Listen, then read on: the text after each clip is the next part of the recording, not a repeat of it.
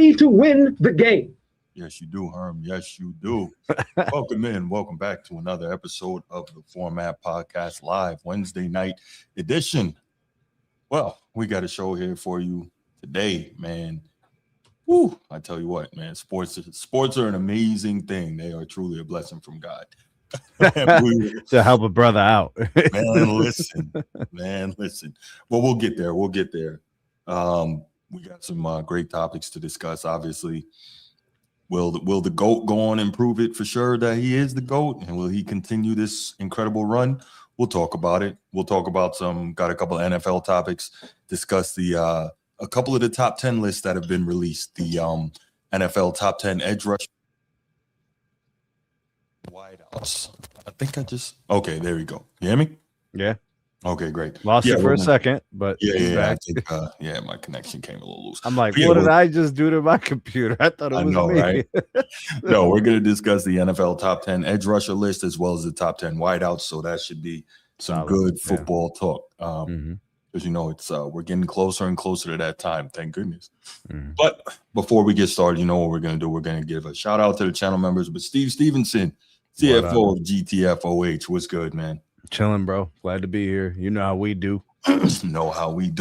Liquid aluminum like the T2. Beast from the East Part 2 coming to see you. Shout out Cannabis. That was dang. No doubt. But let's give a shout out to the channel members because we must. Coach T, aka Laker Nation, first member of the channel. Appreciate you. It's not that serious. Chief Sid Bubba, shout out to you. Shout out for everything that you've done for our great nation, what you do for this show. And of course, shout out to the boys from Annapolis, Order Harms, Baltimore Bruce, was good. Steve, King of the Chat, Nino, Sneed, got what you need, #1 contributor. Micah, D Ross 881, Red Wolf 31, and of course the Real Siberius. So appreciate all you guys so much. Real Siberius just dropped a video yesterday. Yeah. I saw into that one. Yeah, definitely. Steady cooking Brian, bro. Steady roasting Brian. Well, there are a lot of people, I'm sure, who don't like that, and I'm sure there are a lot of people who do. But I will say the same thing I always say, man. I challenge people to just, if you have a problem with it, don't sit around calling somebody a hater. Do the research, prove them wrong, and present it. Yeah. That's all it takes. Yeah. But, most people aren't going to do that. I think when most people make those kind of videos, i.e. the content of, the Real Siberius, they go into the video knowing what they want to do, right? And they have their points and they have their supports. So usually they're technically pretty sound, So yeah. No arguments from me. Yeah. When you're dealing with people like that, I think you need to be very careful in the way you attack them because they're normally prepared for that pushback. So yeah, no doubt. And used to it probably. They didn't just wake up yesterday to dispel myths. They've been doing it for a while, right? Yeah. Right. Well, before they actually got a channel, absolutely. Yeah. So they say, hey, let me monetize all this talking I'm doing. Yeah. Whoa. Former Marine running for Congress says Trump is the Antichrist and must be killed. No. You don't say those things. He's going to jail. Yeah. Threatening a sitting president. Not good. All right. Enough of that. I don't even think it could be a retired president. Yeah, you can't do none of that, bro. All right, let's get started. I got a quick hit. So we've been talking ad nauseum, myself, other content creators. We've been talking about this whole thing of LeBron taking his time, figuring out where he's going, or taking his time, figuring out who will have him. Figuring out where he's going to play next season, right? And so that in of itself is an interesting topic. We've talked about it. We've kind of looked at it from different angles. Where's the best fit? Why is he taking so long? Is he and Clutch Sports being disingenuous as well as the mainstream media in the way they're presenting this thing? Blah, blah, blah. We've talked about that. But one thing we didn't really talk about, and we'll keep this quick as it is a quick hit. One thing we didn't kind of address is the fact that it's been widely reported that this season, and I'm sure he's got some other footage from recent years. This season is going to be a camera crew kind of following him around wherever he's going, etc. And that is going to he's going to use that for his documentary after he retires, I guess, kind of his last dance type thing. Interesting how LeBron never comes up with anything on his own, but not the. I'll take my talents. Yeah, okay. Anyway, so apparently they're going to be following him around. They're going to be filming, and as you know, Dave McMenamin's been kind of running with him for like the last year or more, getting all these different interviews with him, such and such, in different places. So I'll assume that all of this is kind of going to go towards his documentary. I would wager there's probably going to be another book coming out when he's done. All these things, right? And look, why not? You're LeBron. You're one of the biggest names in the world of sports. You're one of the biggest names in the history of the NBA. Monetize that thing, right? Totally get it. But this is what I was saying. It is kind of interesting. Maybe, just maybe, all of this, waiting and, deciding where they're going to go. LeBron is a very calculated dude, right? His representation is calculated. They probably have been known and decided where they were going to go. But the thing is, they're holding out for the maximum moment of impact. And also because all of this, all of the different footage, all the different mainstream and content creators and so on and so forth, all of this stuff is probably going to end up going into the doc, right? So all this is added extra content, which really on its face is actually a smart move. So as much as it's annoying, like, yo, just get on with it and tell us what's going on. It's probably all for the content. What's your thoughts on that, Steve? So he's got this storytelling goal that he has, right? It's what do we just call it? A business venture? I guess, yeah. So it's basically a production studio where Bruce, I'm serious when I say this. I think this is going to be what they show people when they say, here's what our company could do. Here's an example of a production that we recently made for LeBron, the biggest NBA star since Michael Jordan, right? The face of the NBA for across 2 or 3 decades. Here's what we did for him. Here is the story that we built. Here's the production. Here's the how we directed this. This is what our studios can do. This is what our writers could do. This is what our film crew can do.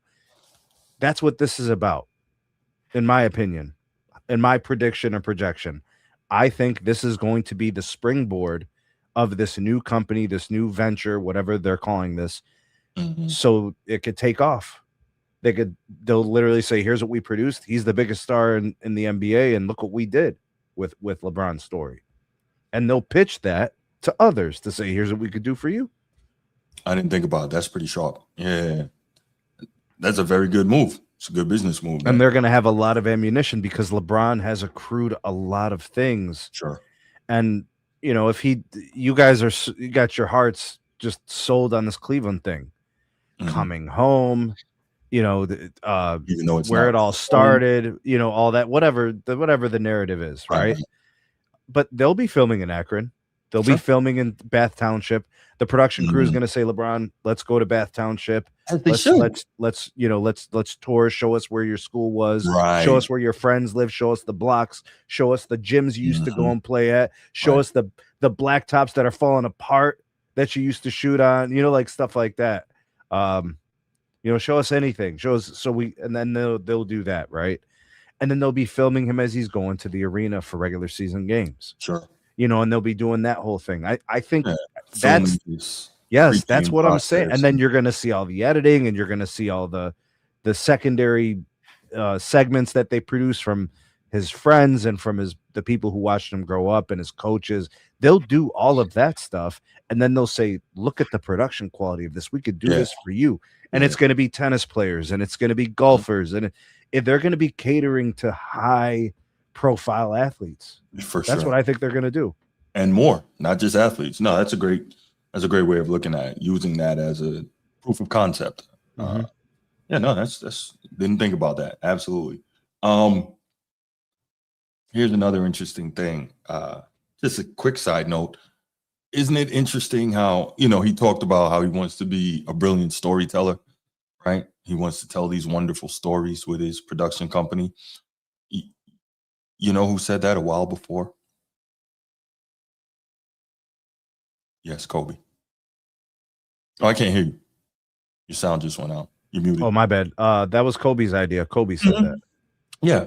Isn't it interesting how this guy is always biting? Well, I mean, nobody ever said he was original.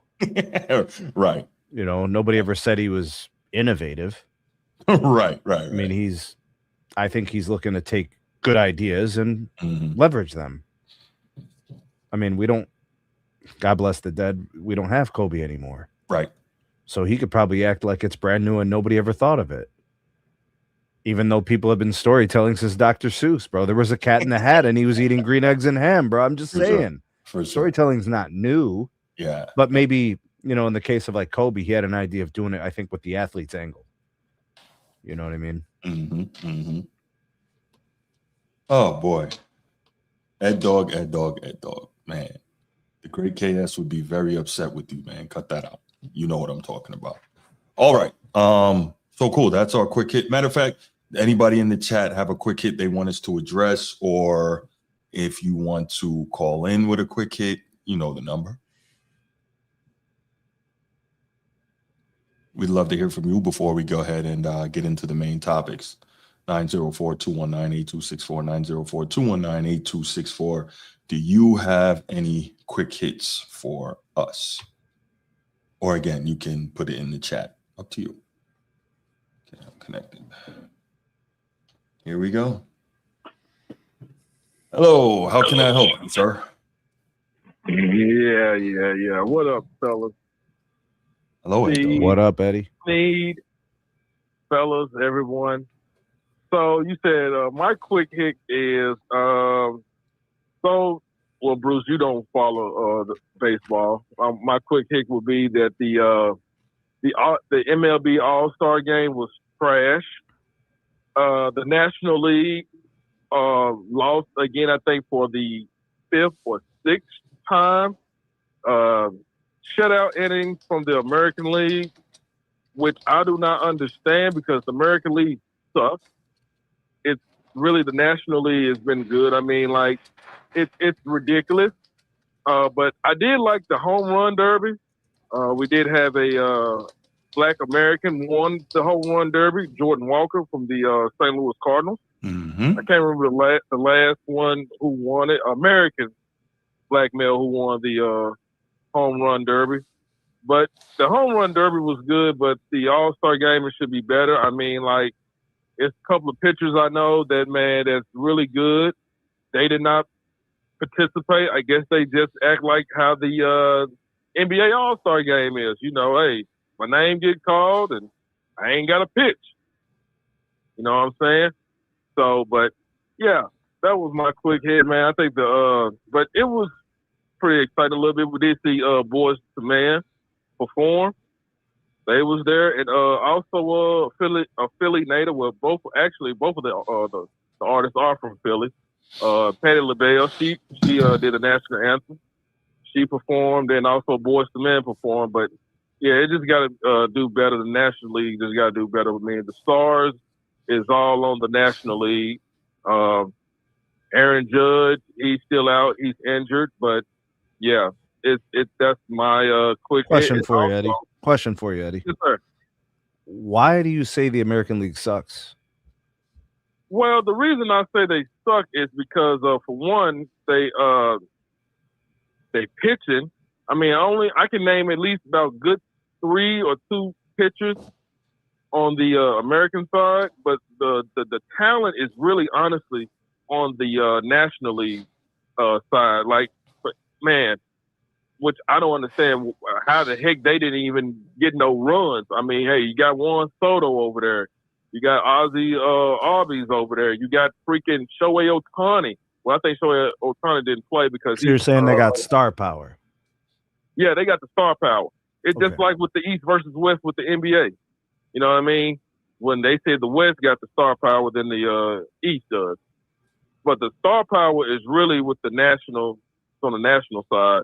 Like, for instance, the Dodgers, which is also forming a super team, but we're not going to say nothing. But, hey, Sean in the chat know what I'm talking about because he's a Dodgers fan. But anyway, let's keep going. And yeah, man. I mean, like, hey, they got Freddie Freeman over there. I mean, hey, like it was crazy, man. 4-0, no runs, and you only had one home run last night. Came from a guy played for the Chicago White Sox, but it was better. We got to do better with that. But that's just my quick hit on it. That's it. But I'm going to continue to support the show. All right, Eddie. You be you, and right let's get the like and subscribe up. Later, fella. All right, Eddie. Take care, man. We'll see you. So Ed Dog called to talk about baseball. That was really random. We don't talk about baseball much on here. I do have a baseball question for you, though. Now, we know that baseball is kind of trailing in popularity to obviously college football and the NFL, NBA, and if I'm not mistaken, soccer, right, has now passed it. I think I saw that stat. But my question is this. Do you think that it hurts the MLB for whatever odd reason to have the All-Star game on a Tuesday? Like, that seems so random. Why wouldn't you try to get it on a weekend in prime time where more people can watch? So maybe home run derby Friday, All-Star game Saturday? You could even do All-Star game home Sunday. Run derby Saturday, and then All-Star that sounds better. Yeah, but I mean, just on a weekend though. Like Tuesday is so random, and I think it's not even in the evening, right? It's like during the day, right? They should probably just do both the same day. Make Friday for the venues, the kids, the events, you know, the experience stuff, right? And then or Saturday, and then just do everything on Sunday. You know, or something like that. I mean, I don't. They want to drag this out, right? You're gonna have people traveling to the city that's hosting. All the baseball fans want to go. I mean, there must be some business decision, but Bruce, the summer doesn't. I mean, most people can take a week off of work in the summer months. I mean, somebody can afford tickets to the All-Star game. They could probably afford to take a few days off of work. Okay. You know, a day of travel each way and whatever, you know. Well, I'm thinking less of people in attendance and people watching. That's more so what I was thinking about in terms of the day that it's on. But I don't know. Sean from Cali, what's going on, man? Man, what's up, Bruce? What's up, Steve? Sean, what up? I know Sean's a big Dodgers fan. Go ahead, Sean. Cook. Hey, man, shout out to Jordan Walker, man. Jordan Walker, you know what I mean? Congratulations on winning to the home derby. You know, thank you for actually continuing to motivate more black players in the league. And I'm grateful that, you know, I mean, more black players are coming to the MLB in order to, you know, to establish like a resurgence. Ain't gonna happen, Captain. Oh, it's gonna happen. It's gonna happen. You gotta be positive. Okay, you know what I mean? Just like, you know, you gotta be positive for your Yankees, man. Just like I'm being positive for my Lakers, man, because hey, right now I'm having a blast with the Lakers. The offseason is amazing. Probably the best offseason I ever had in a while. It feels like I'm in cloud nine. I'm like, you know, life is an escape. Okay. You know, you don't see no break. You don't see no excuses. You don't even hear none of these rumors. You can talk about basketball. You can talk about the young talent. You know, the young talent. I'm loving the summer games. Getting hungry, playing defense. That is the stuff I wanted to see. That is the positivity that I want to see when it comes to my Lakers. Okay, but Sean, hold on. What was your quick hit, man? What was your quick hit? Okay, my quick hit is like, hey, Jordan Walker, congratulations.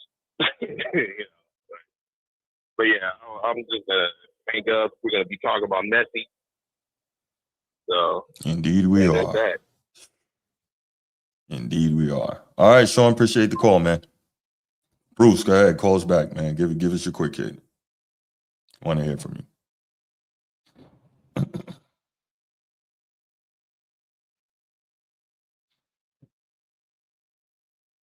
Waiting for you, Bruce. Call us back. What's up, Bruce? Hold on. Great day, man. Great day. How you feeling? Maintain it, man. What you got? My quick hit, the Colin, whatever name is Cohort. His let me say this about me. You know, me you always go back for about Lamar Jackson. I understand where you're coming from, Bruce. Yes, he got to get it done in the playoffs. I'm not even going to argue that anymore. But it seems like every time around this year, pundits such as Colin and other people, mainly him, or some other guys that really, they just pile on to the Lamar pile on is just, they go overboard with it. Yes, they criticize other quarterbacks, but not like they do him. That's because he's so how could I say? I get what you're saying, but that's because he's so different. It's like, you know, it's like, hurry up and get this ring, you know? It's like the pressure on him is, hold on. The pressure on him right now is tremendous, you know? But I get what you said. I mean, I just wanted to get some understanding. We go back and forth about it. Now all we talk about is a race thing. Ain't really no race thing. It's just that I get it. This guy is so amazing. That's exactly what it is. He is that great. Right. So we expect so much from him because he's that great. That's right. But some of these media, these guys flip-flop. One year, Colin had heard to say something totally different than what he said a couple days ago. Oh, for sure. Lamar Jackson is a Spirit airline, and he don't exist anymore. That's what he basically said. Like, that's a wild take. Then you have your constructive criticism about him. I get it. He needs to, how could I say, step it up a notch in the playoffs. Yes, you're right. But these wild takes show like he's trash and he fell off and other guys is better than him that's not. And like, what the hell? It's getting ridiculous. Like the power on is, it's like he's the only quarterback people talk about this past week. Like it's a lot of Lamar rhetoric going around because the expectation is to keep coming into his 9th year. And it's like, hey man, what is it looking like? But like you say, man, it's so hard to win in the NFL, man. And you know, he had his opportunities, and he will continue to have opportunities. For sure. The power on is getting out of hand. These wild takes about him is just weird. That's all I got to say. But you're right, Bruce. You got to step it up a few more notches in the playoffs, bro. You got to get over the hump. Man. And we know he's good enough to do it. That's the thing. We know he is. So it's yeah, for sure. Appreciate it. I know that, Bruce. Yeah, no, the thing is we know how great Lamar Jackson is. So that's not even an issue. That's why, you know, the expectations are where they are. And let's look at it this way. Sam freaking Darnold won a Super Bowl. There's no excuse why Lamar Jackson should not. Plain and simple. Sam Darnold won a Super Bowl. No excuse why Lamar Jackson should not. We can leave it right there. Anybody else got a quick hit? Waiting for Sneed to get back so we can get into this first topic. I definitely want him here to discuss that. Anyone else have anything they want to discuss in the quick hits before we go ahead and get started with the main topics? Because oh boy, sheesh. By the way, man, are y'all? Let me ask you this: are y'all as excited as I am that football is almost here? Like seriously, college football is almost here. NFL football is almost here. This is going to be, I think, an incredible season on both sides. And I think college football may be as wide open as we've seen it in a very long time. And I would wager that once again, the SEC is not going to win the championship. And I mean, we have evidence on that in terms of the 12-team playoff. The SEC has not beaten a team outside of the SEC in the 12-team playoff yet. That's very interesting. So, you know, that's something we got to look at. At some point, the narrative about the SEC being far and away the superior conference has to stop. It just has to. And like I've said before, we got to look at the obvious. Once everybody could legally pay, all of a sudden the SEC fell off. Very interesting. Very interesting. So, I mean, that's one thing to think about. And I'm going to have some content on this. Notre Dame looks absolutely loaded this year. We're going to see if they're good enough to get the job done. You look at Ohio State. Once again, they come back ready to go. I'll tell you, what I am interested in seeing, and this is going to take a couple of years, over the next couple of years, if Ohio State's elite wide receiver recruiting and production is going to begin to fall off, because we know that Brian Hartline was the architect of that, and I think he is now the head coach at one of these group of 5 schools in the state of Florida. I can't remember which one, but he's now the head coach there, so he's no longer with Ohio State. So I'm wondering if he at this point is going to if his departure is going to end up hurting the wide receiver recruiting and development at Ohio State, because it's pretty much wide receiver you. That's all they're doing, is pumping out first-round wide receivers in the NFL who end up being Pro Bowlers and all pros. These guys are insane. So I'm very curious to know how that's going to work. Big story. I want to see how Indiana looks. They lost a lot of talent to the NFL as well. Retooled in the transfer portal, and they did some good recruiting also. But now we're going to see we're 2 years in. They've made it to the top. They've won the championship. Now we're going to see if Kurt Cignetti can hold the status quo. I don't think there'll be a repeat, but we're going to see if he can hold the status quo, how effective they are this season coming up in the Big Ten. And then, of course, if they make the college football playoff, interested in that. Going down to the SEC, Lane Kiffin at LSU is obviously going to be huge. Some major games there. They clearly can recruit well. He clearly coaches offense extremely well. He's got Ed Orgeron back in the building. Ed Orgeron is an elite recruiter and defensive line coach. This is going to be very, very interesting. Baltimore Bruce says, would you look at that? Dion is going to get fired if he has another underwhelming season. That is going to be a very interesting piece to sit back and watch. Now, we know that a big part of college football is the money. And we know that Coach Prime has helped to generate a tremendous amount of money for Colorado. Him being there has boosted registration both in and out of state. It's brought a tremendous amount of attention.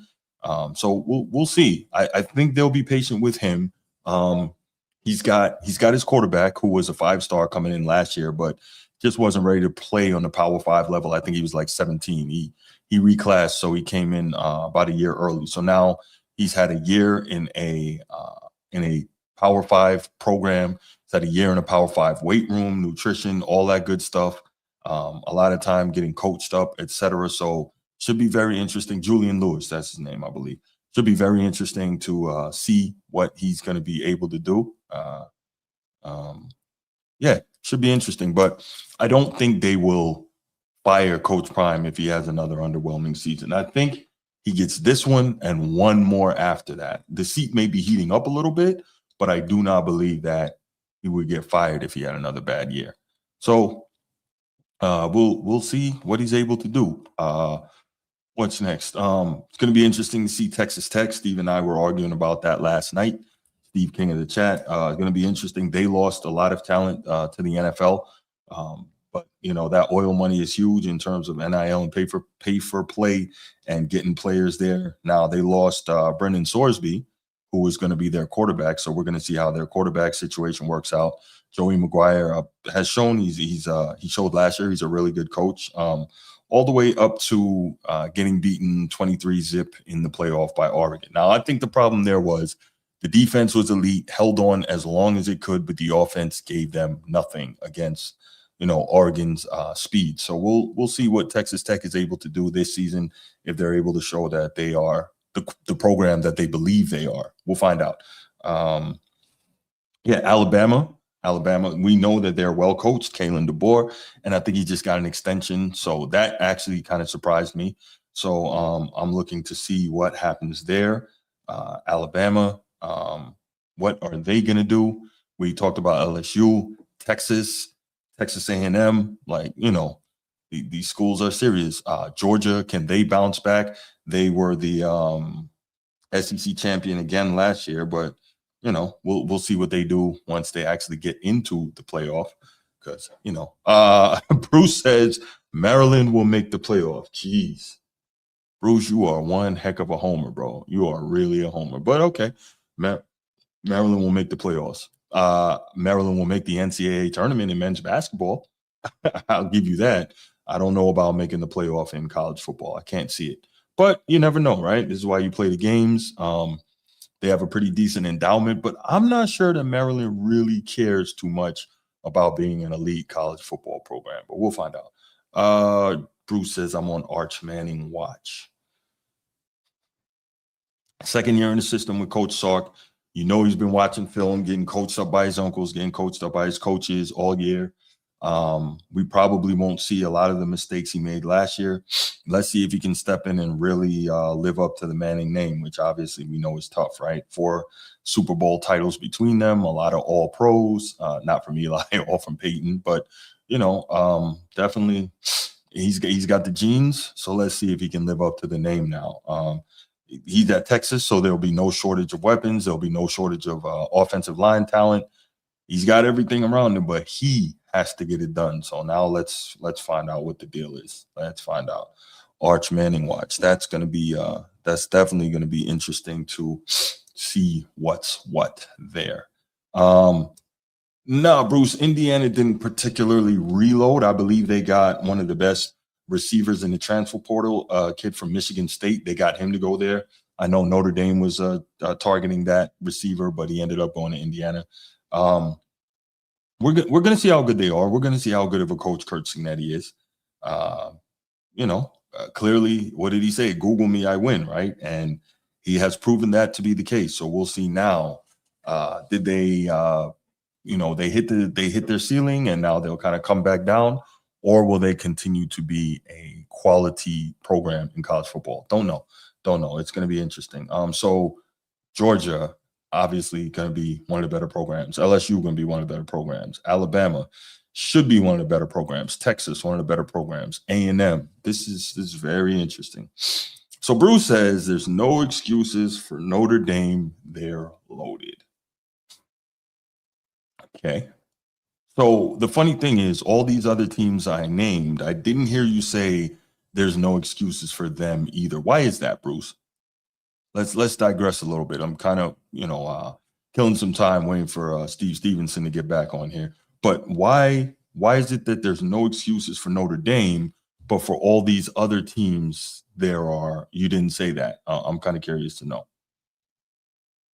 Help me out. Matter of fact, Bruce, why don't you call in and let's take a couple minutes and let's talk Notre Dame football. I want to hear what you have to say about this. Go ahead, call me back. I'll wait. Here's the number in case you don't know it. 904-219-8264, 904-219-8264. Call me back, Bruce, and tell me why there's no excuses for Notre Dame. Although I agree with you, there aren't any. But I'm just curious to know why you didn't say that for the other teams that we're talking about. Help me out here. There we go. What's up, Bruce? Hey, man, Notre Dame football this year is no excuses. Too much talent. Okay. Too much. Let me ask you this. If you can real quick, how many 4-stars and 5-stars they got? Even though they really don't matter. Oh, no. Let me hit that bit. Let me rewind. Did they get any? They got a lot of good talent in that transfer portal that were getting over. Notre Dame's just loaded, man. Mm-hmm. And this year, I don't know about the quarterback play. Same guy from last year. Yeah, CJ Carr is a projected Heisman finalist this year. Yeah. Oh, he gonna get better because he played good last year. Yeah, and they got him some serious weapons in the wide receiver room. There's no excuses for it. They're gonna make the playoffs this year. So my question for you, Bruce, is I agree that there's no excuses for Notre Dame this year, but why didn't you say that for these other teams? That's what I'm trying to figure out. Because let me say you're right. Because let me say this, no excuses. Because the overhyped, they're overhyped. Because Bruce likes Notre Dame. That's why you're doing it. There's no excuses for no other teams. They make the playoffs. Oh, I'm the roll motherfucking tide at SEC, but I'm just saying there's no more excuses. I ain't make no more excuses for the other teams because Notre Dame is better now. Way more talented from top to bottom than these other teams, and they well coached. Okay. I was just trying to identify. I know Steve back ready to get on. Let me give you 30 seconds. I'm just saying. For what I said, they got goddamn like 8 former players, tons on their team. Not saying that they're good, but No. Burns Jr. Yep. They got Jerome Bettis Jr. Mm-hmm. They got Marcus Finley Jr. They got some other juniors in there. Larry Fitzgerald's son is on the team. They got, Yeah. Not counting all the other good talent that's coming to their team. I'm just saying they got the great coach. They got the talent. There's no more excuses. There's no more excuses for the other teams because the other teams, how many SEC teams made the playoffs? About 5, 6? 5. Yeah, they robbed Notre Dame last year. That was an inside job. Ain't nowhere in the world they ain't put a skip. They skipped over Notre Dame because Notre Dame bringing the money in too, just as much as Alabama. Mm-hmm. All I'm saying is no more excuses for them not to contend for a championship, not making the play. Now if they'll make the playoffs, oh yeah, y'all most definitely flunk. Oh, for sure. There's no excuse for Notre Dame not to make the championship game, bro, this year. No, I agree. I'm not disagreeing with you. I was just asking because you didn't say about that. Bro, go ahead. But no, you're right though. Unfortunately, you are right. I can't, All right. All right, bro. I appreciate the call, man. All right, Bruce. Sneed, before we get started, real quick, as I was just talking a little bit of college football, quick question for you. Ohio State, how do you feel over the next couple of years the departure of Brian Hartline affects your wide receiver recruiting and development? Because you guys are wide receiver, no question about it. My only question for you is, do you believe the departure of Brian Hartline will affect your wide receiver recruiting and development? You have to assume there's going to be some measurable amount of regression. Okay. You just cannot lose a piece like that. Mm-hmm. That was the stability of that position, which is so important to the program. Right. You have to anticipate some form of a step back. Mm-hmm. It may not manifest itself in the first month of the season because of the supreme talent that's there. Mm-hmm. But I think at some level, and it might be later in the season when you play for the Big Ten championship or something like that, or maybe it's more apparent when they play in the playoff.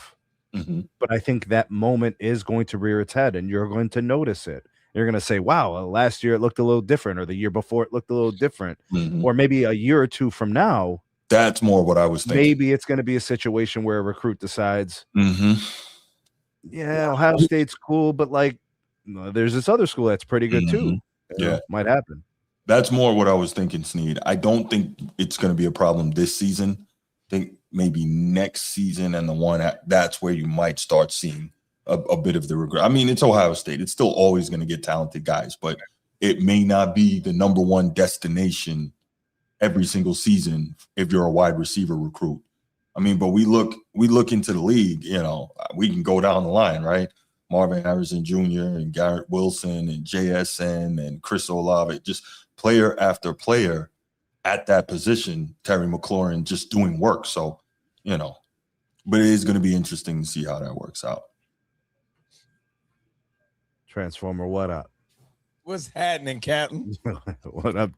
Yo, man, we were just talking college football. We're getting close to NFL football, right? That combo's close. We got one more topic to go. Let's smoke rocks. Go Pack, go, baby. Go Pack, go. I smoke rocks.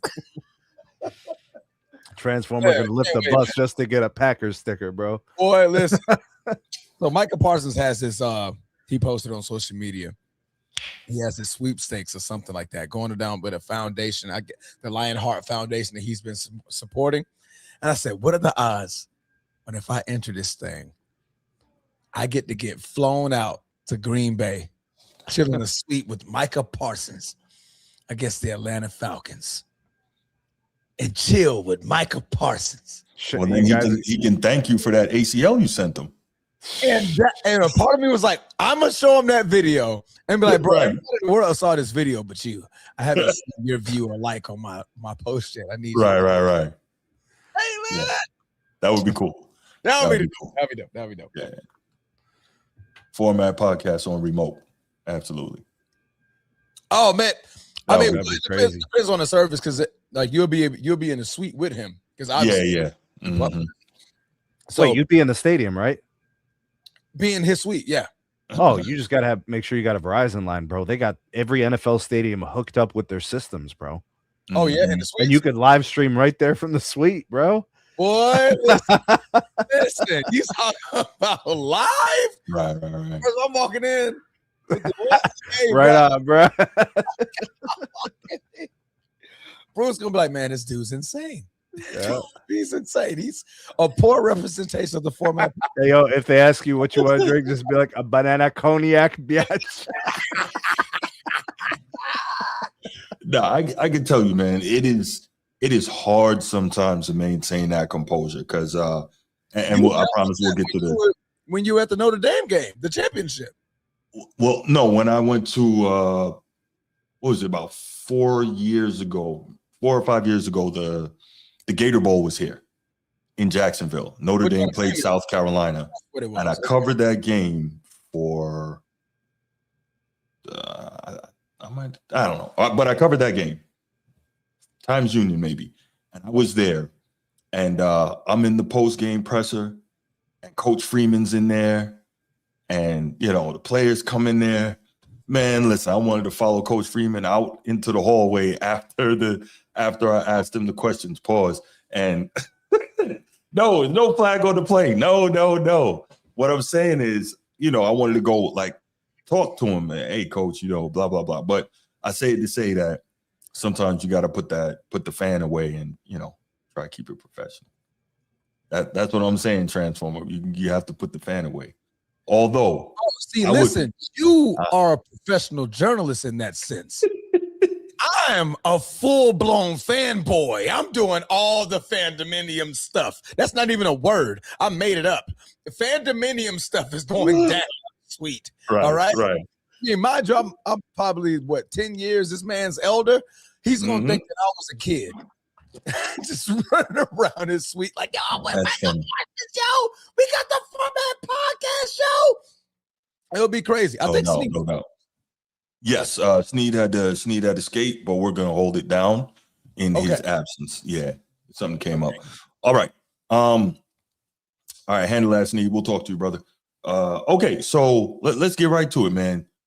The World Cup final is set, Transformer.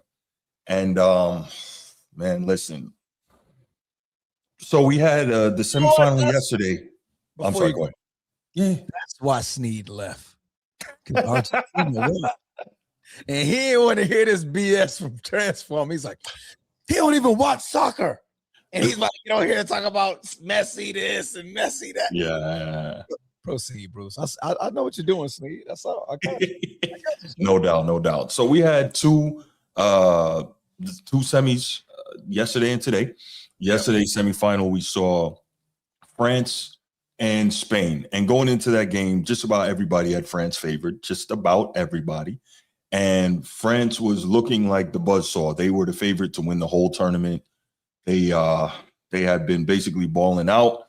They have the best, the guy voted best player in the world for the year 2025, Ballon d'Or winner, Ousmane Dembele. They have, of course, one of the greatest scorers in World Cup history, Kylian Mbappe, one of the, maybe top 5 at lowest top 10 player in the world.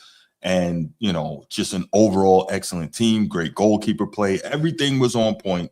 France had pretty much done what they needed to do. Mbappe, Dembele, these guys always managed to come up with a goal when it was needed.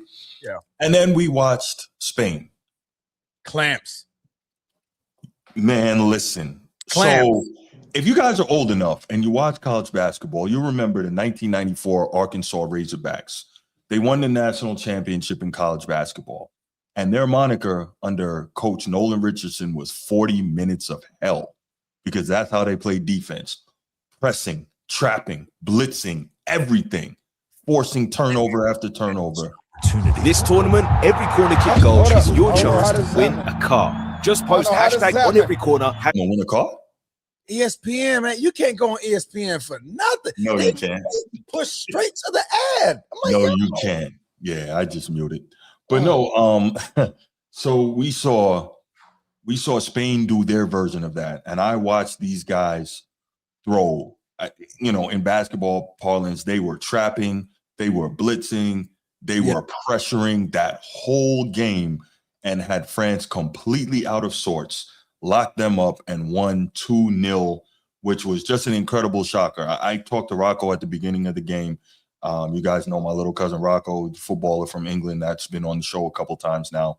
I talked to him at the beginning of the game, and he said he had France 3-1, and he hates France, but he said he had France 3-1. And lo and behold, say again.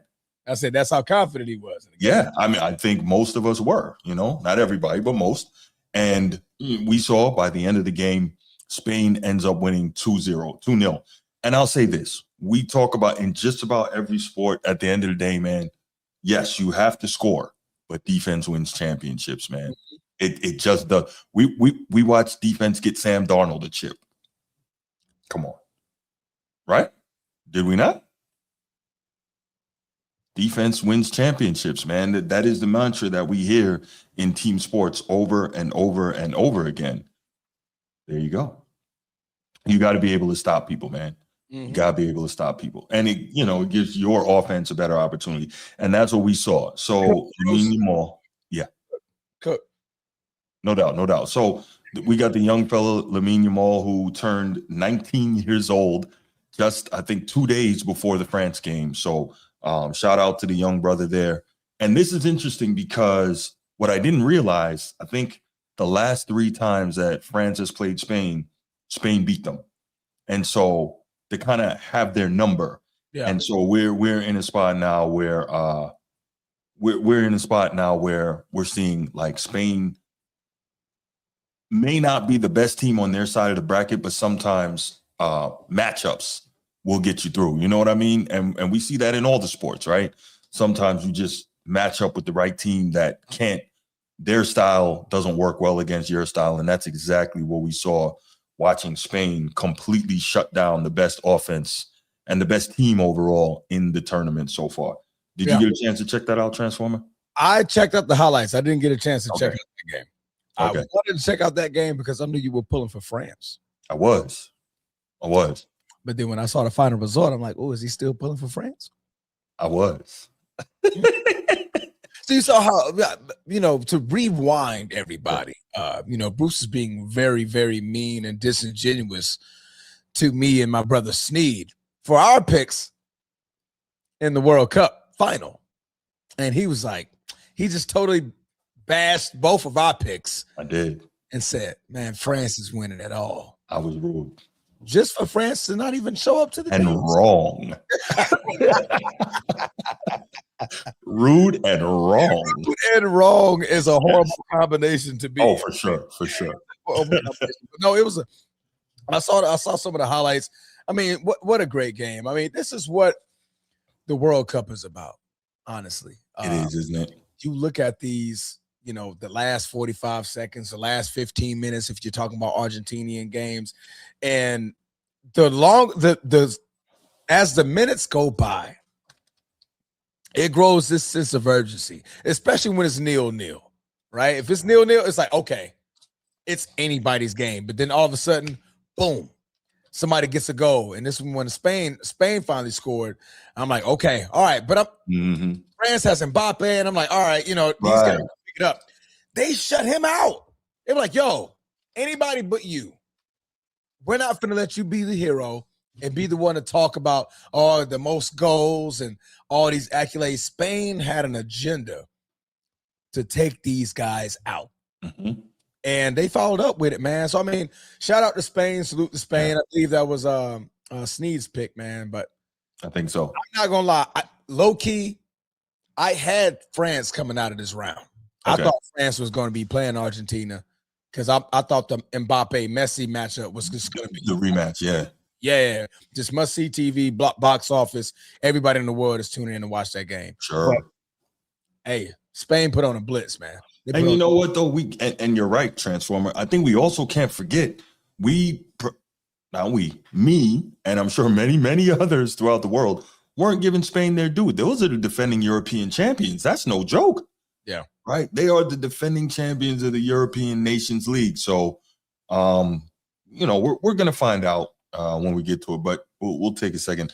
So in the next semi, we watched today Argentina and England. Harry Kane, Jude Bellingham, both, I believe, with six goals in the Golden Boot race in this tournament, playing out of their minds. The past not today, but the past 2 games prior to that, Jude Bellingham had 2 goals in each game.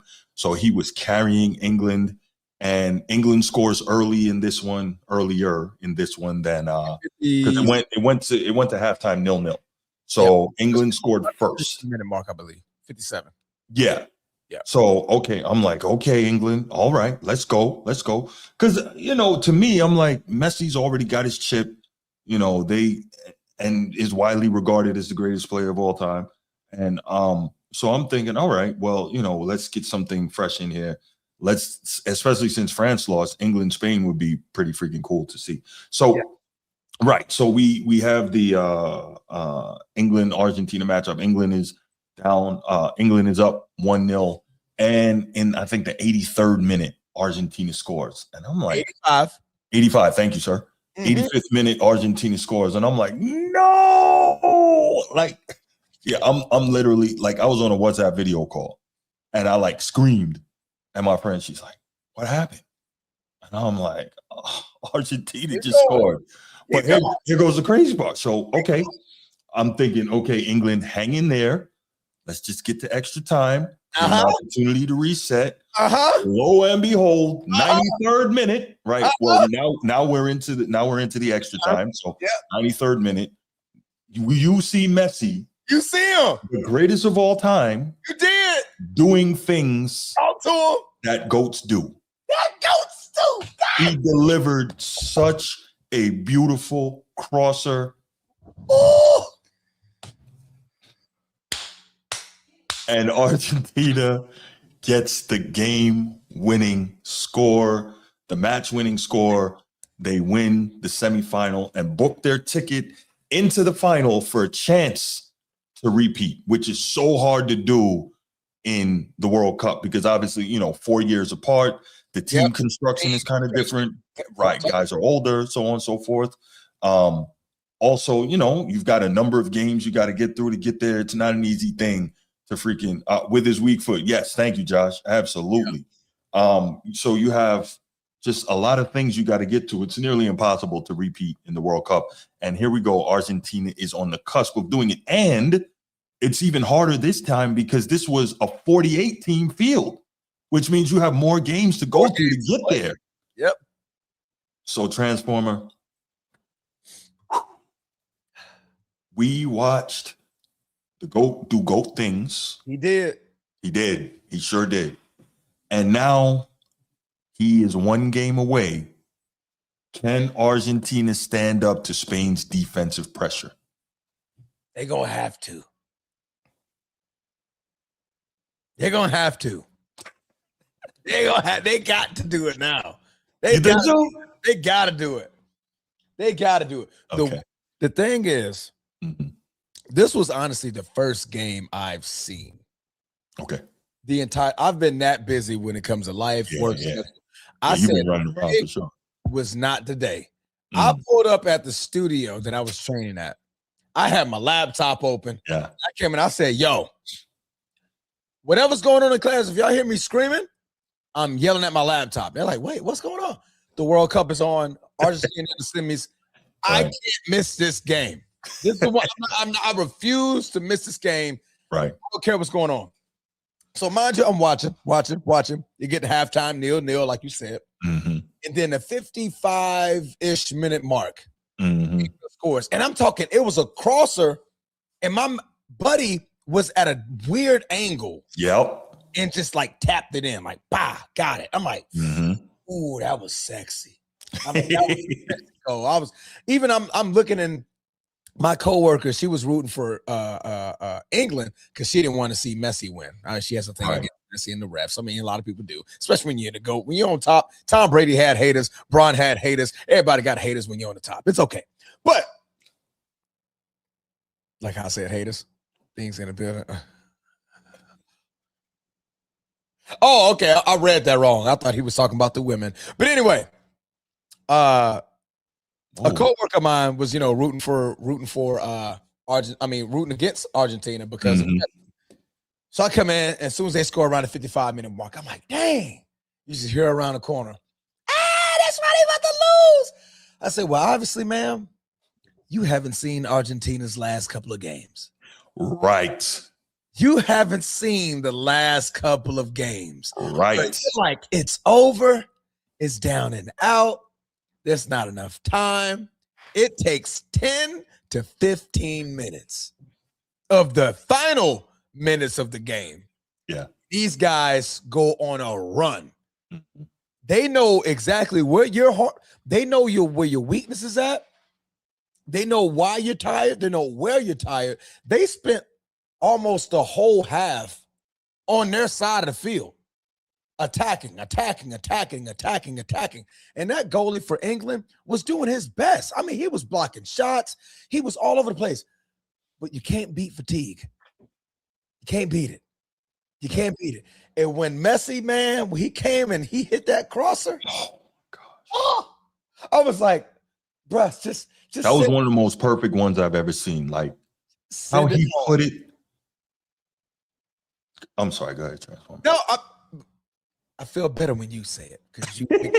No, I mean, you know how we say in football when somebody throws out a perfect pass, he put it on a rope, a dart. Yeah, that's what Messi did with his damn foot. He put it on a rope, just a perfect crosser, boom. And I said, I screamed. I'm like, no, you got to be kidding me. You got to be kidding me. Our words were in reverse. Right. I'm in the middle of class. I'm pretty sure I got to go pull the footage out from the camera. I'm sliding in the middle of the classroom going, go! Right. Everyone's looking like, lifting weights, like, oh, are you okay? I'm like, but the other half of the class who knew what was going on. Right. Argentina scored, didn't they? I'm like, right. Baby. And I'm talking extra time with 2+ minutes. I'm like, now Argentina just got to play keep away and it's over. Mm-hmm. Just that quick. They scored at the 85-minute mark and then 7 minutes later. 10 minutes. 10 to 15 minutes. They showed you in the last couple of games. Right. Don't count Argentina out. You can't. They're the fourth quarter Tom Brady's. Oh, for sure. Aaron Rodgers. Like, man. Like it's Patrick Mahomes. I'm down 11. That's fine. Right. It's a perfect number to be at. No, you're 100% right, man. But yeah, man, great game. So, this was an interesting thing, right? So I didn't realize that England and Argentina have a real rivalry, right? Mm-hmm. So this is interesting going back, and it's on the pitch and off. This was the interesting part. So on the pitch, the famous Maradona Hand of God game was against England. Didn't realize that, okay? And the last time, I think Argentina, they played England and knocked them out in the tournament in the 90s, maybe 98 or something, 98 or 94, but in the 90s. So there was that. I'm like, oh, okay. And then they were talking about how the fans were hating each other, because of beef off the pitch, because the commentators, like, they go to battle on the pitch and off. And I was like, huh? Wow. Then it hit me. The Falklands War in the 1980s, England went to war against Argentina for the Falkland Islands in the Pacific. So like literally they hate each other. So this is like a real thing. I was like, damn, that is a real freaking rivalry, right? On and off the pitch. So yeah, I was like, oh, that's when you go to war with somebody, literally. Yes.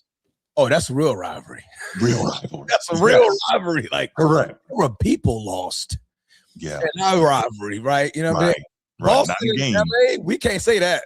No. We can't say that. Like, hey, we lose lives here. Right. Jerseys, might lose a few teeth, we might get into a fight, right? Mm-hmm. These folks lost lives over there. Yeah, right? For sure. That's different. So, that's real rivalry. Yeah. So I was like, damn, okay. Didn't even realize that. So, there was all of that going on. So I said, okay, this is, all right.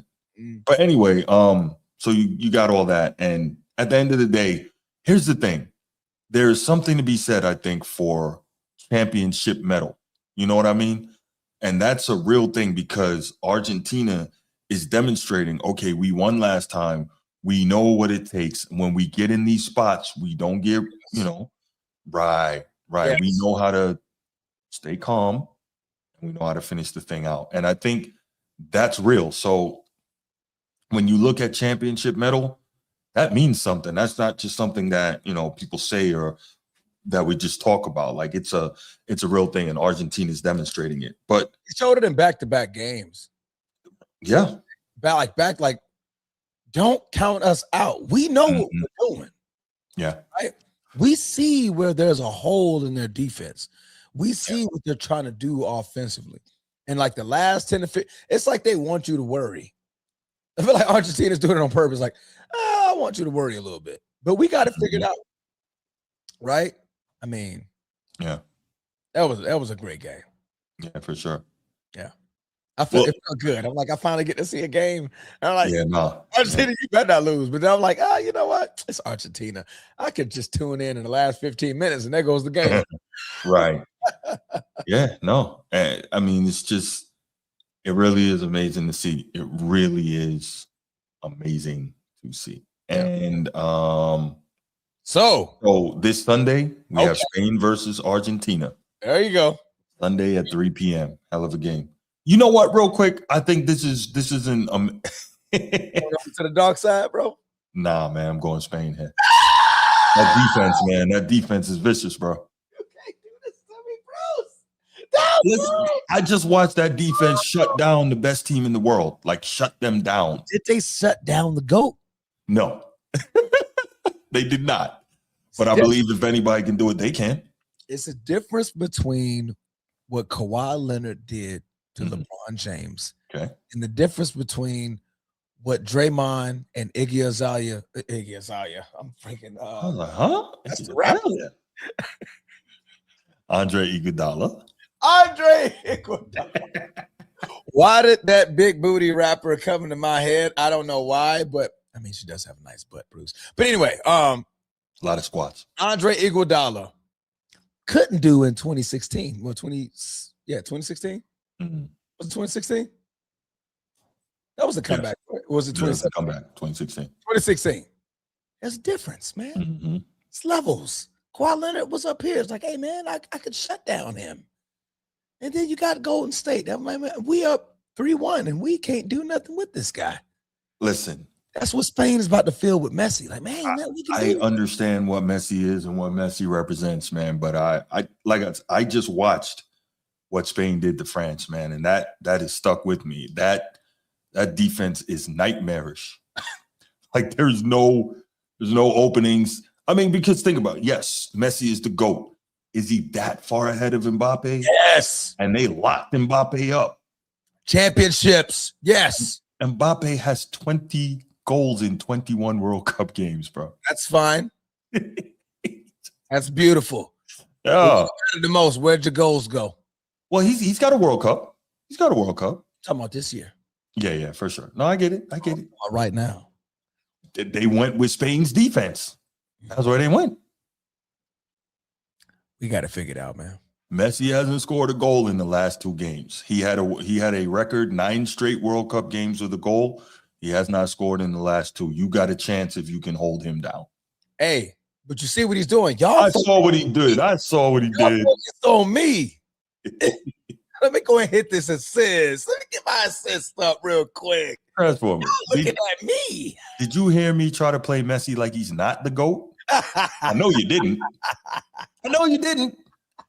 I'm just saying, I believe that, I believe that what Spain brings to the table is just such a different animal.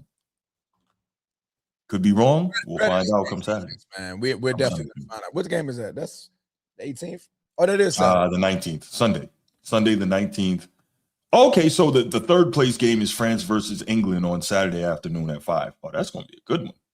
I forgot they do a third place game. Oh, they do a third place game. Mm-hmm.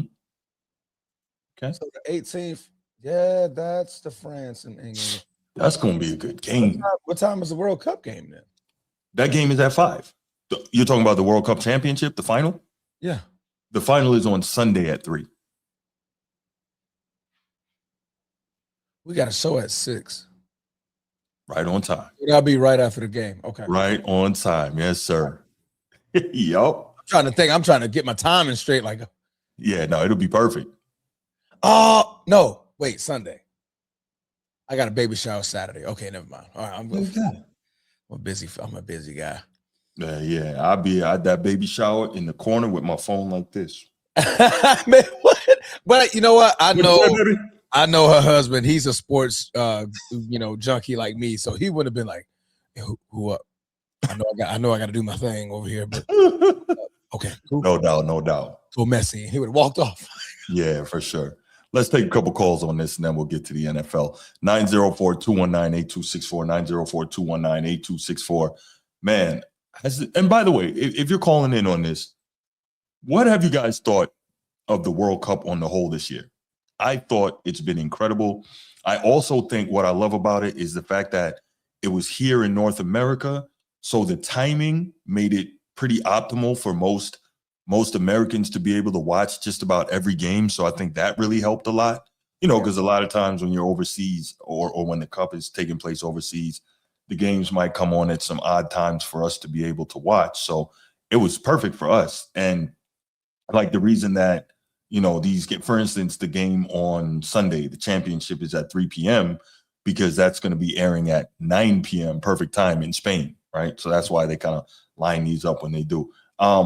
Oddly enough, though, the France-England game, that's on Saturday at 5 p.m., which is weird because that's going to be at 11 p.m. in France and 10 p.m. in England. So, yeah, it's going to be a little late. But, it's a Saturday night. So we feel when it's over there. Correct. Yeah. Exactly. Take it sometime. Yeah. But no, I have thoroughly enjoyed this World Cup. Not just for the reason that I've often stated on this show, that it gives me something in between the NBA finals and football. So by the time this is over, we really just only have about 3 weeks till the NFL Hall of Fame game. True. Can't wait. Go. Yeah, I said it. You did. Who's playing in the Hall of Fame game? Let's see. I really don't have any issues with the Packers, honestly. I don't. Well, honestly, I think we are. Or is it the Cowboys? I'm just mad you took Snead, pause, because, I'm just saying I wanted him to come to Baltimore. No. Why you always doing that, man? Tell you, man, wait till the season, man. I got a hat and everything. Panthers and the Cardinals are playing in the Hall of Fame game Thursday, August 6th at 8 p.m. on NBC. Good to be. That's it. Hey, Omaha. Excited, man. Yeah, man. No, it's gonna be great. Well, we got a break in time, man. Salute to Steph Curry, man, winning the humanitarian award from the Muhammad Ali Award. Beautiful. Honestly, this goes without saying. Steph Curry is the baby Jesus of the NBA. I mean, this award isn't shocking at all. Right. In the slightest. Right. The man did one of the most egregious things in NBA history, and folks gloss over it like it never happened. What was that? Go and get KD. Go get your big brother after you got lost. I don't. I don't respect that crap. It doesn't get talked about as much as it should. If it was Fair. Michael Jordan, LeBron that did it, Kobe that did it. Yeah. You know what I mean, if it was anybody there, but Steph does it, it's okay. Well, I don't think it's okay. So I don't think it's okay, but I think the reason it may not get talked about to the same level is because nobody puts Steph on the level with those guys. You know what I'm saying? But people do. Who? People, when they want to talk about Steph versus LeBron, you do it in a sense, but not all the way. Pause. Listen, let me be clear. Steph is not better than LeBron. The only thing I say is that I think there's an argument for whose era it was. That's the only thing I say. But no, nobody's going to say Steph is better than who's saying that? Come on, man. Okay. Nobody's saying that. Steph. Well, no, Sean. No, nobody's saying that. Don't say that. No. Listen, you know me. I am no LeBron fan, but come on, man. Stay on topic. World Cup. Right. World Cup, Sean. World Cup. Thank you, Transformer. I know I'm gonna stay on topic. Don't worry, I'm not gonna be on there. I'm gonna, people's gonna disagree with me, but okay, it is what it is. Sure. But as far as Messi, man, people gotta stop underestimating this team, man. Like the whole idea that people are critical and analyzing, like, man, this team is gonna knock them out. Bruh, ain't no team is gonna knock Argentina off. None of them is knocking them off. So Sean, I don't think anyone's being critical, but if we are honest, Argentina got help to get here. They got help against Cape Verde. They got help against Egypt. Did they score goals? Yes. Today, they didn't appear to get any help. They just did what champions do. They did what champions do. Messi did what GOATs do. I got you. But the reason people are kind of... Sorry? When you're that great, people will think this is rigged, man, especially that advanced age, man. It happens. Sometimes these guys might even say, like, man, I probably need to step my game up. Well, FIFA's got a bad rep for being dirty, man. FIFA has a bad rep, and there's stuff a mile long about foul stuff that goes on and off the pitch in FIFA. So we're not even going to get into all of that. But I understand what you're saying about Argentina's greatness. They know how to win. They are defending champions.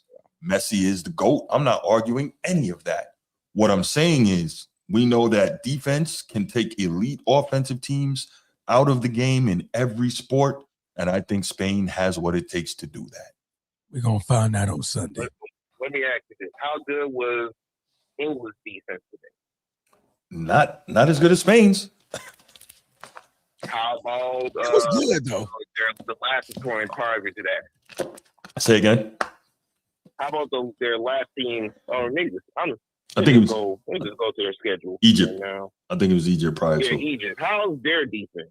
Solid, but they have not played a game against a team that's defensively as good as Spain. They haven't. Did you watch Spain play France?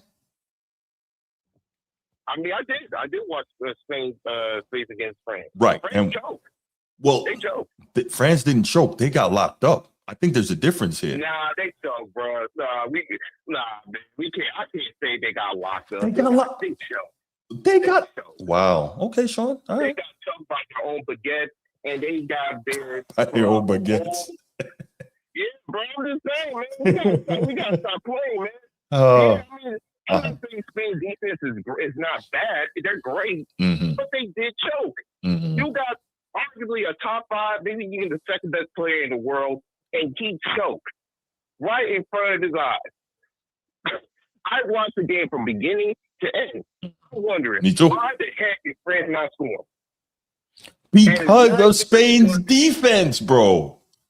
Come on, man. Man, when you're that great, you have to find a way of how to beat that team. Okay. You have to. Okay. Well, I mean, you got to give credit for defense where it's due, though, bro. Yeah, Sean is not hearing. He's not having it. Great defense, knock out Kobe and Shaq. Yes. I mean, obviously, he's the 0-4 Detroit Pistons. Yeah. There you go. They faced against Kobe and Shaq. Right. That wasn't the Lakers choking. That was the Pistons defense. Defense. It's Yeah. kind of a combination of both. It's a combination of both. I'm not gonna be going on defensive. What is it you want?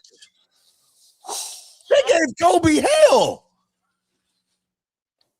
I mean, yeah, but he faced a lot of hell back in that time too, mentally and physically. What was saluting for? The fact that he was strong to even go to that finals is crazy. But back in the topic at hand, though, listen, man, Spain, hey, Spain. I hope you give a good match, but just like everything else, just like the rest of them, just like the people who constantly begging, even my own mama is begging for Argentina to lose. She was praying for it. But still prevailed, and there's nothing that anyone could do. Well, we'll find out. I'm not saying Argentina can't win, obviously, but we will find out. And believe me, listen. Like everyone else, they bow down, man. The earth just wait for you to stay in that ground. Listen, there's off the pitch reasons why people want Argentina to lose. You know that, right? I mean, hey, there's a lot of reasons why people want to see other teams lose. They love to see my Lakers lose.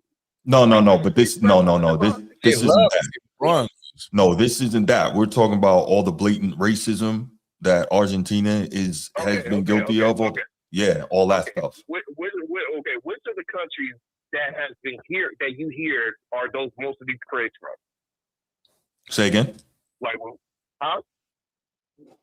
Say again. I said, like, which majority of those critics, where are they from? Well, you've been hearing that. That's been a thing for years from multiple teams. No, Bruce. No. You know what I'm talking about. This is my problem. Yes, today people are trying to say we need a root from England, and even though they have a history of prejudice and racism over there. Okay. So all right. So listen, I don't. Okay. No. Hold on, Sean. Hold on. All right. Okay. Hold on, Sean. Let me do this real quick. Let me break it down for you. And I'm talking about recently Argentina fans and Argentina players. So their players have consistently, on more than one occasion, multiple occasions, been caught singing racist songs and making racist chants about teams with black players. Argentinian fans are constantly calling black fans and black players from other teams the N-word, making monkey noises and this and that, right? They are extremely. Now, we can talk about Great Britain's history. Okay, cool. But they're not doing that now, nor are their fans doing that. We could talk about a numerous amount of countries that's racist. Listen, bro, I'm just going to straight through it. Yeah, almost every single country in the world is racist as hell. What I'm saying, though, is I'm trying to explain to you that is why so many teams, so many people are rooting against Argentina, because it's blatant, it's out there, and they do not care. Go read Argentina's history, how they literally whitewashed the country, how they literally sent all their black men on the front lines on suicide missions and wars so they could get killed off. Like, this is all documented.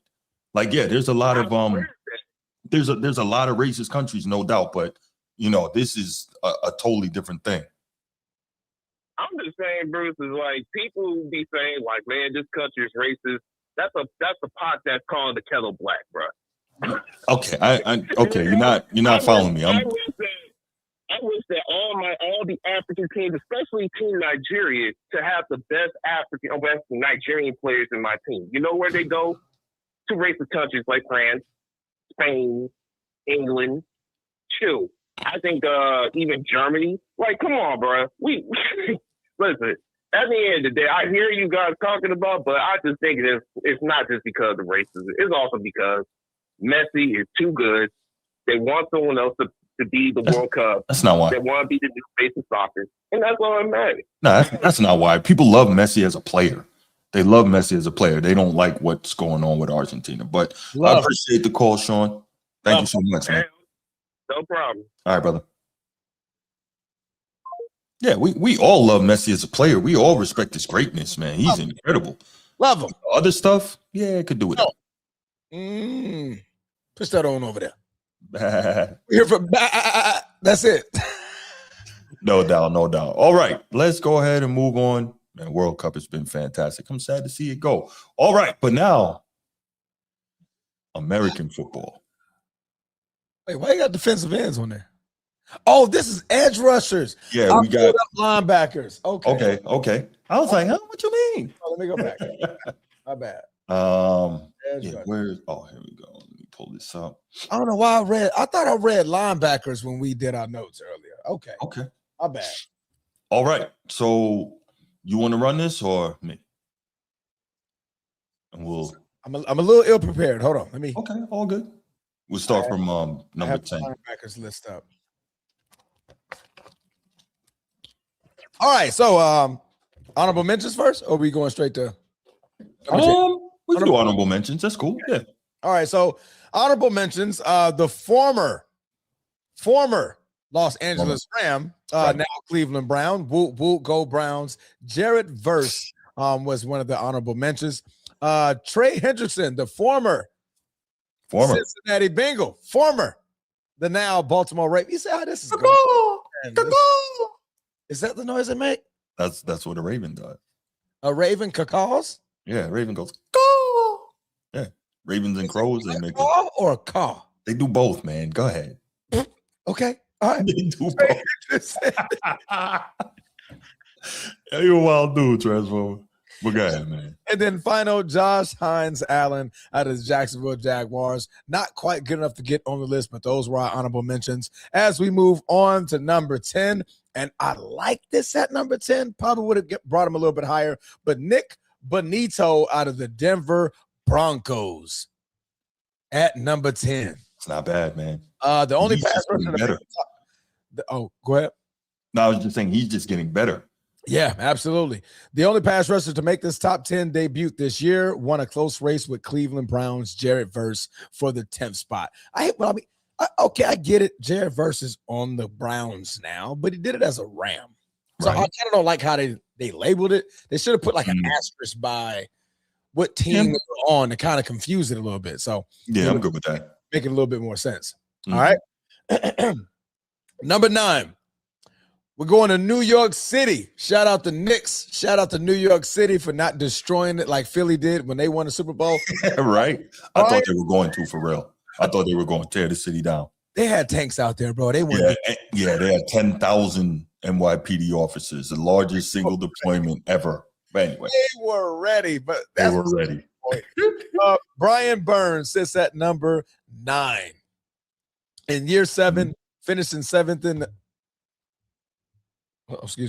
finishing second in the league with the 16.5 sacks on his way to his second team All-Pro nod. The sack total was the highest by the Giants player since Jason Pierre-Paul. We're talking the 4-finger bandit.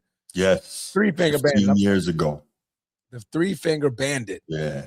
Who was still getting sacks with 8 fingers. The man was still a problem. Hey, man, don't play with fireworks, man. You're a problem. Yes. When you out there just sacking quarterbacks with 8 fingers, man. You're correct.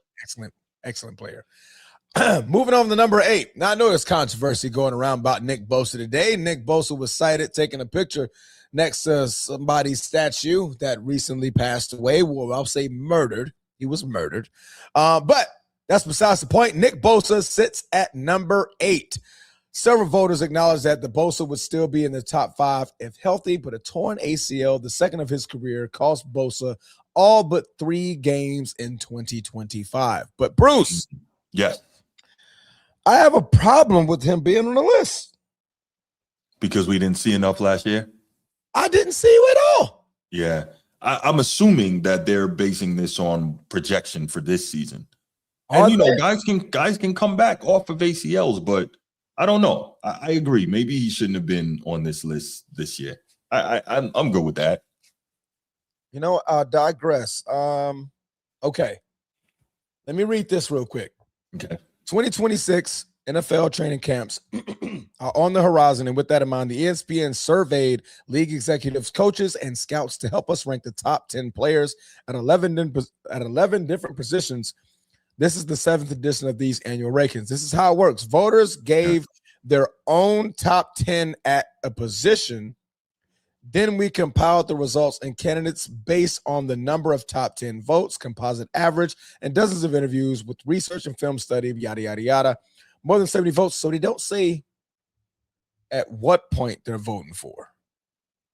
They're just saying the top 10 players at a position. So I guess this doesn't matter what you did last year. But, I mean, still, I kind of would have put him on the honorable mentions list because, honestly, I didn't see enough of him at all. Right. All right. Moving on over to number 7. Hold on. Let me just add this. Nick Bosa, hell of a job. He's 3rd on the career sack list for the 49ers, joining Bryant Young, go Irish, 89.5, and Charles Haley, 66.5. That's the only reason you did that. That's why I did that. That's why I did that. Yes. Like, hey, that was random. You knew that? Like, that was a random fact that you pulled up on there. But there was an agenda, Bruce. There was. There was an agenda. And Bryant Young is yet another Fighting Irish Hall of Famer.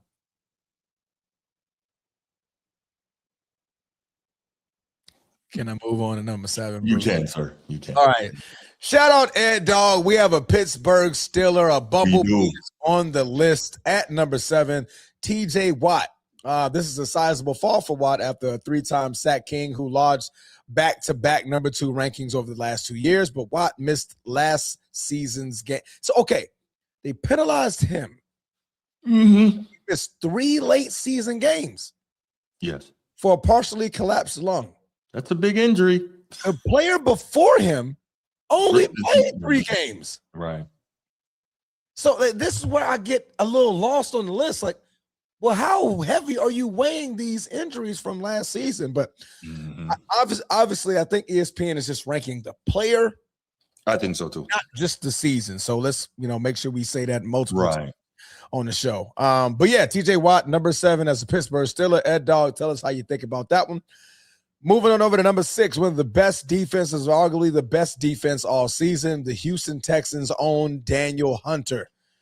This year's voting served as an appreciation of sorts for Hunter's career, not a major factor in past year's voting, but garnered top 5 votes on more than half of the ballots this time around. One of the best pass rushers of all time, said an NFL exec. Do you agree with that, Bruce? That's hard. There's been so many elite pass rushers. I don't know, obviously Reggie White, Bruce Smith, Myles Garrett, for sure. There it is. Can't even, there you go. So real quick. I think of Reggie White as an Eagle. I know you think of him as a Packer. He did win with the Packers, but I think of him as an Eagle. I believe his best years were with the Eagles, and he played more time with the Eagles. That's fine. Is that fair for me to see him as an Eagle? That's okay. But his better years that we remember. Championship year. Yeah, exactly. Those are the better years, Bruce. Okay. If we remember you by the championships. Well, I'm talking about as a dominant edge rusher. So the championships doesn't really, you know what I'm saying? He was still dominating. I'm not trying. He was still dominating in Green Bay. We do know that. I mean, I'm not trying to say that he. Yeah. All right, man. I'm just saying I could be wrong, but I see him as an Eagle. You know what? You and the rest of Philly see him as an Eagle. The rest of the 49 other states, yeah, they remember. You think so? Yeah, they remember him as a Packer. I don't know, man. They remember them championships. Well, let me see. 1, 2, 3, 4, 5, 6. He played 6 years in Green Bay. And he still had. Damn. Let's see. Second team All Pro, second team All Pro, first team All Pro, second team All Pro, second team All Pro, first team. Good God. Damn. We talking the side. He had 16 sacks when he was old in 98. So this is poll. It says it's on one of the Green Bay pages. It says if you could bring back one player in NFL history to play for your franchise right now without even a second thought. Ray Lewis. Well, that's your team. Obviously, that's yeah. Automatic. Reggie White. I mean, no questions. Right. There was zero thought about who was going to be on that team in their prime. Man. I can put Reggie White with Micah Parsons. Man, look, give my guys a prime Ray Lewis. They're all afraid he going to beat them up if they miss tackles. Give my guys a prime Ray Lewis and watch how that defense goes. You'll take Ray Lewis over right now. I think Ed Reed will probably be a better fit for y'all right now. You need a prominent safety. Y'all getting beat over the top a lot. Ray Lewis changes all that. You think Ray Lewis takes away everything you want to do, but Ed Reed is fair also. But if you're just talking about for Ravens, give me for the Ravens. Okay, I want you guys to put in the chat your favorite team. While we move on to the last 5 of this list, your team. If you had to bring back one player to fix your franchise right now, to add to your roster right now in their prime, who would it be? All right. That's a really good question. I like Lawrence Taylor, that's cheating, bro. Oh, you're not a Giants fan. Yeah, get out of here. That's cheating. Right. Yeah, don't all of a sudden be a Giants fan. But moving on over to number 5 as the chat lights it up. Number 5, Aiden Hutchinson, Detroit Lions. Good one. It's a good one. That's a bad boy. Bad boy. That's a bad kid. Yes, sir. I got to see him twice a year. 4 forced fumbles, too? Yes. 35 quarterback hits? Yes. 53 pressures, 14 and a half sacks. He's only thinking that's because of Micah Parsons, but go ahead. Fair enough. Freaking 950 snaps, first among defensive linemen. Motor.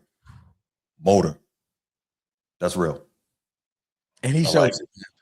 Hutchinson is the first player since 1982 to have 40 or more sacks and 5 or more interceptions in his first 4 NFL seasons.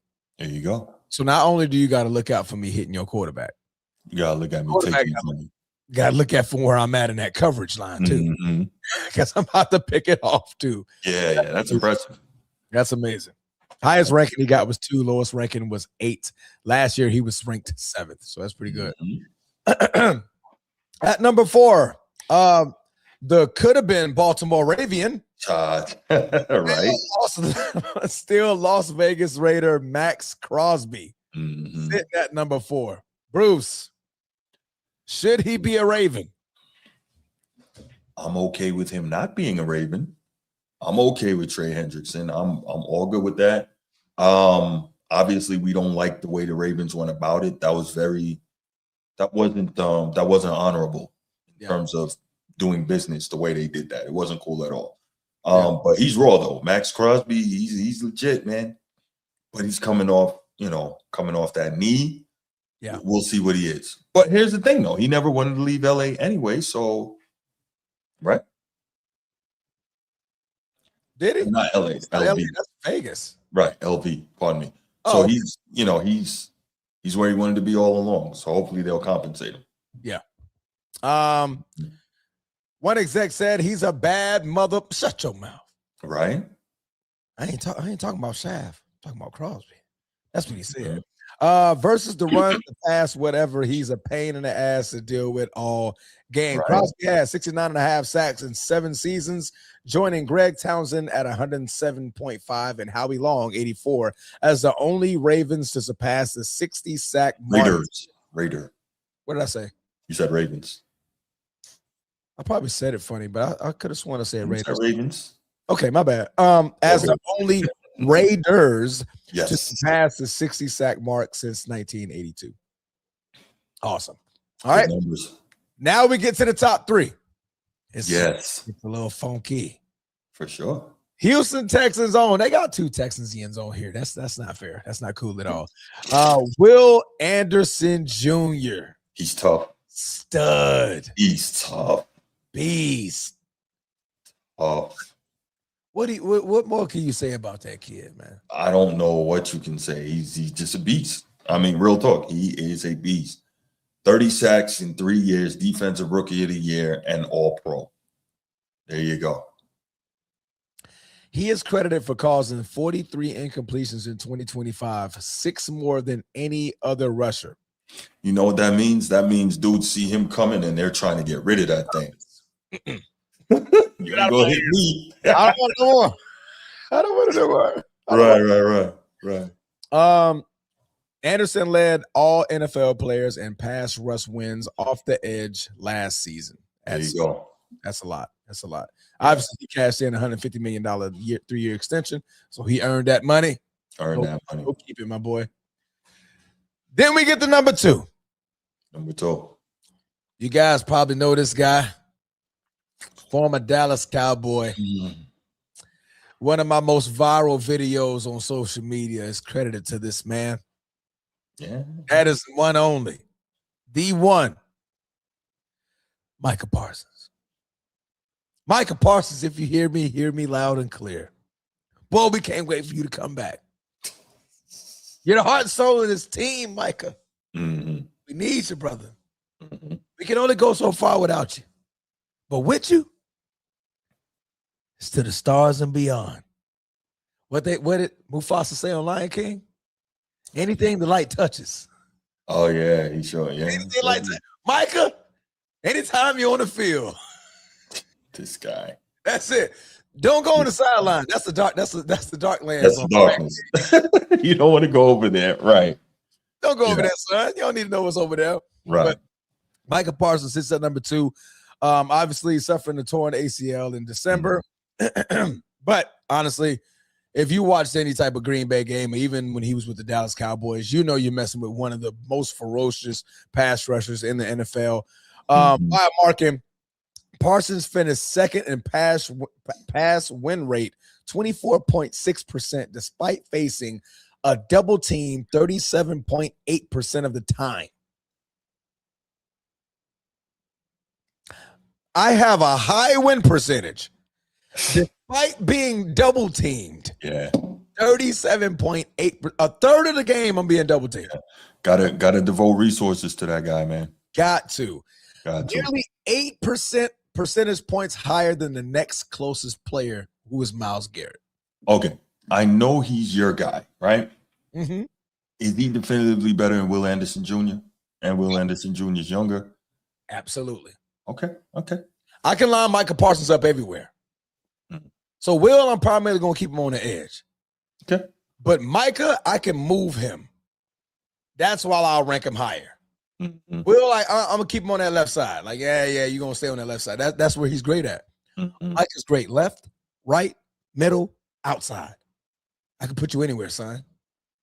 And you're going to wreak havoc. You're going to cause hell every single time. Every single time. Parsons is one of 5 players in NFL history to record at least 65 sacks through their first 5 seasons, joining Derek Thomas, TJ Watt, JJ Watt. Boy, what a great sack of balls that father must be proud of. Man, listen. Get to see that on the list. And he had another one that was a fullback that played in the league too. He Derek did. Watt, He I played think. for Pittsburgh. There you go. I think did he play for Pittsburgh? I want to say he played for Pittsburgh. I think so. Him and TJ Watt was on the Yeah, same. yeah, I think they played together. Yeah, I want to say. Mhm. Yeah, you're right. And of course, none other than the great Reggie White. For sure. Micah Parsons at number 2. Real quick before you move on, can you imagine how hard it must have been to feed the Watt boys? Like you were working just to feed them dudes. Like, well, we don't got no lights, y'all, but you can eat. But you can eat. Yeah, but you can eat. You can Those eat. dudes are huge. God, it's hot in here. Don't turn that AC on. I can't afford that. I got to feed y'all. Bro, when they talking crap between each other, like mid-game when they both played, Right. bro, if they got into an argument, who's stopping either one of them boys from touching each other? Yeah. Ooh. It's like, who's getting in the middle of it? Not me. No. Like, hey, Y'all gonna have to work that out. Hey man, I'll be from far. Hey man, y'all chill out.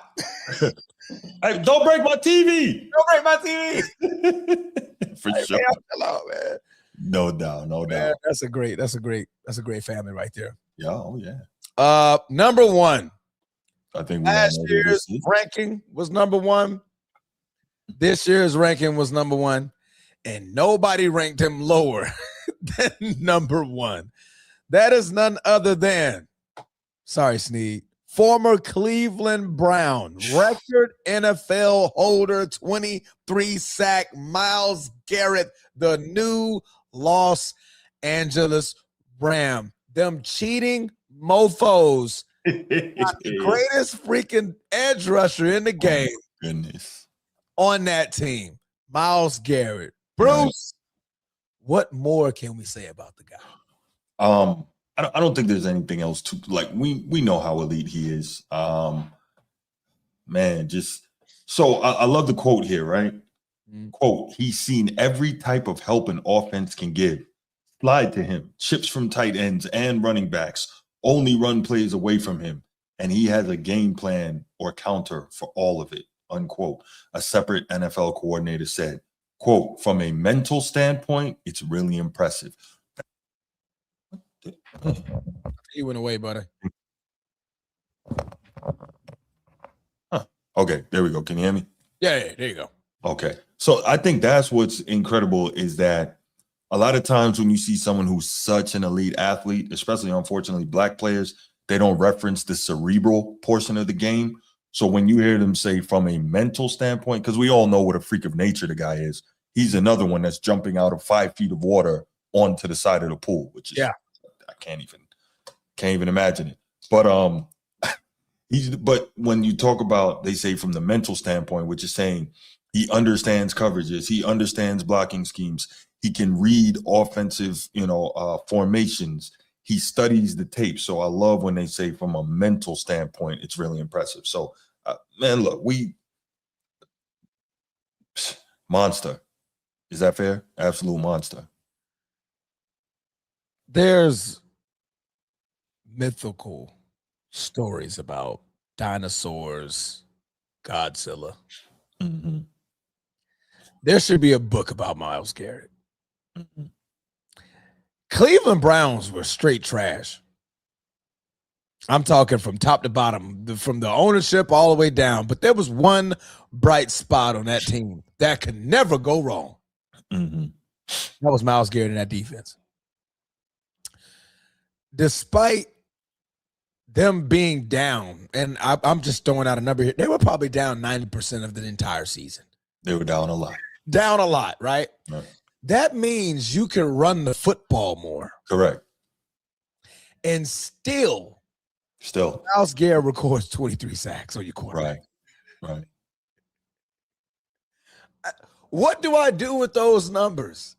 You don't. 23 sacks for a team that was primarily getting ran on because they were more than likely losing the game. Mm-hmm. He's still sacking your quarterback. This man made my offensive tackle scream and worry to my quarterback mid-game. He fell, he missed the block, and he saw Myles Garrett coming. All you heard was, Jordan, run! And he yelled at Jordan Love. Hey, bro, run. I'm trying to save you. Right. I couldn't physically do it, so I'm going to scream. Yes. Myles Garrett goes to the sideline and tells the boys, like, did y'all hear that? He said, Myles, he said, Jordan, run. They saw me coming. Oh, man. Yeah. That's a great man, bro. That's It a is. great man. That's a great man. But there you go, man. That's the top 10 ESPN pass rushers. Bruce, you got anything on that? Would you move anybody? I want to say I like Aiden Hutchinson ahead of Max Crosby. Aiden Hutchinson to me has been a beast since Michigan. Like he's that good. I think he's really good. I think maybe we get Nick Bosa out of there because you just don't know what we're gonna get with him coming off the knee. I agree. And you find a place, even if it's towards the bottom, to get Trey Hendrickson in there. And I'm not just saying that because he's a Raven now. I'm saying that because we've watched his production be crazy. So, I mean, you got to put, according to this list, so he'll put Trey Hendrickson over Jared Verse as well? Yes. Okay. Yes. The production, man. The production is monstrous. Gotcha. Yeah, let me see real quick. Honestly, I like Nick Bonito, man. I would have definitely put him. Yeah. Let's see. I would have passed Brian Burns. I would have passed Nick Bosa. TJ Watt 7, 8. I like that area for Nick, man, because Nick in Denver was a monster, bro. Right. I mean, there's a reason why this team was just head over heels about that defense. I mean, of course, you got number 2 back there in your secondary, but I mean, Nick Bonito, he was great. Right. He was great. So Trey Hendrickson, real quick, 2020. This is the stretch from 2020 to 2025. 13 and a half sacks, 14 sacks, 8 sacks, down year, 17 and a half sacks, 17 and a half sacks, only played 7 games last year, 4 sacks. I mean, he's pumping them out, right? He averages 11.8 sacks per game in 11.8 sacks per season in his career. And let's see, in 2018, he only played 5 games and had 0 sacks. And you know how much, those zeros will screw up an average. So imagine that. So he is a producer. Oh, no, man, he is. But the thing is, because Trey Hendrickson's got to be what, 32 maybe? He 31? has played 117 career games, so he's 31. He's 31 now. 31. So I wonder how much are they factoring in age? That's a good question. Yeah. Yeah, new team, new scheme. I mean, of course he's a Raven, so I mean, you already know where they're gonna send him. Well, right. Well, Jesse Minter clearly believes that he fits the scheme, or he wouldn't have brought him there. So I like it. And gave him the money. So yeah. How much did he get paid? Not sure. Let me see. I don't think it was a lot. Was it maybe like 35 million a year? Well, I thought he was 37. Let's find out. Scroll track NFL. Tell you in a second.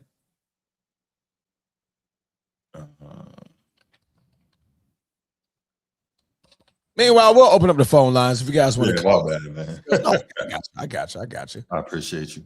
Guys want to open up the phone lines. If you guys want to call in and talk about the top 10 edge rushers, feel free to call in at 904-219-8264. Hey, funny story, Bruce. What up? So I was at drills. I had a 4-day drill week here. Right. So everybody, I'm one of the leading petty officers, which is like I guess equivalent to You're an NCO, I get it. Yeah. NCO. There you go. Got it. Yeah. So one of the chiefs yelled out at me. He was like, Bass, make sure everybody gets your phone number. Without a shadow of a thought, I was like, yeah, man, everybody can take my phone number there. 904-219-8264. And I was rolling with it. I didn't think about the number. People would have been calling up and like, huh? And I thought it was like 219-8264. That's funny. Why am I saying it? I'm like, that's Bruce's number.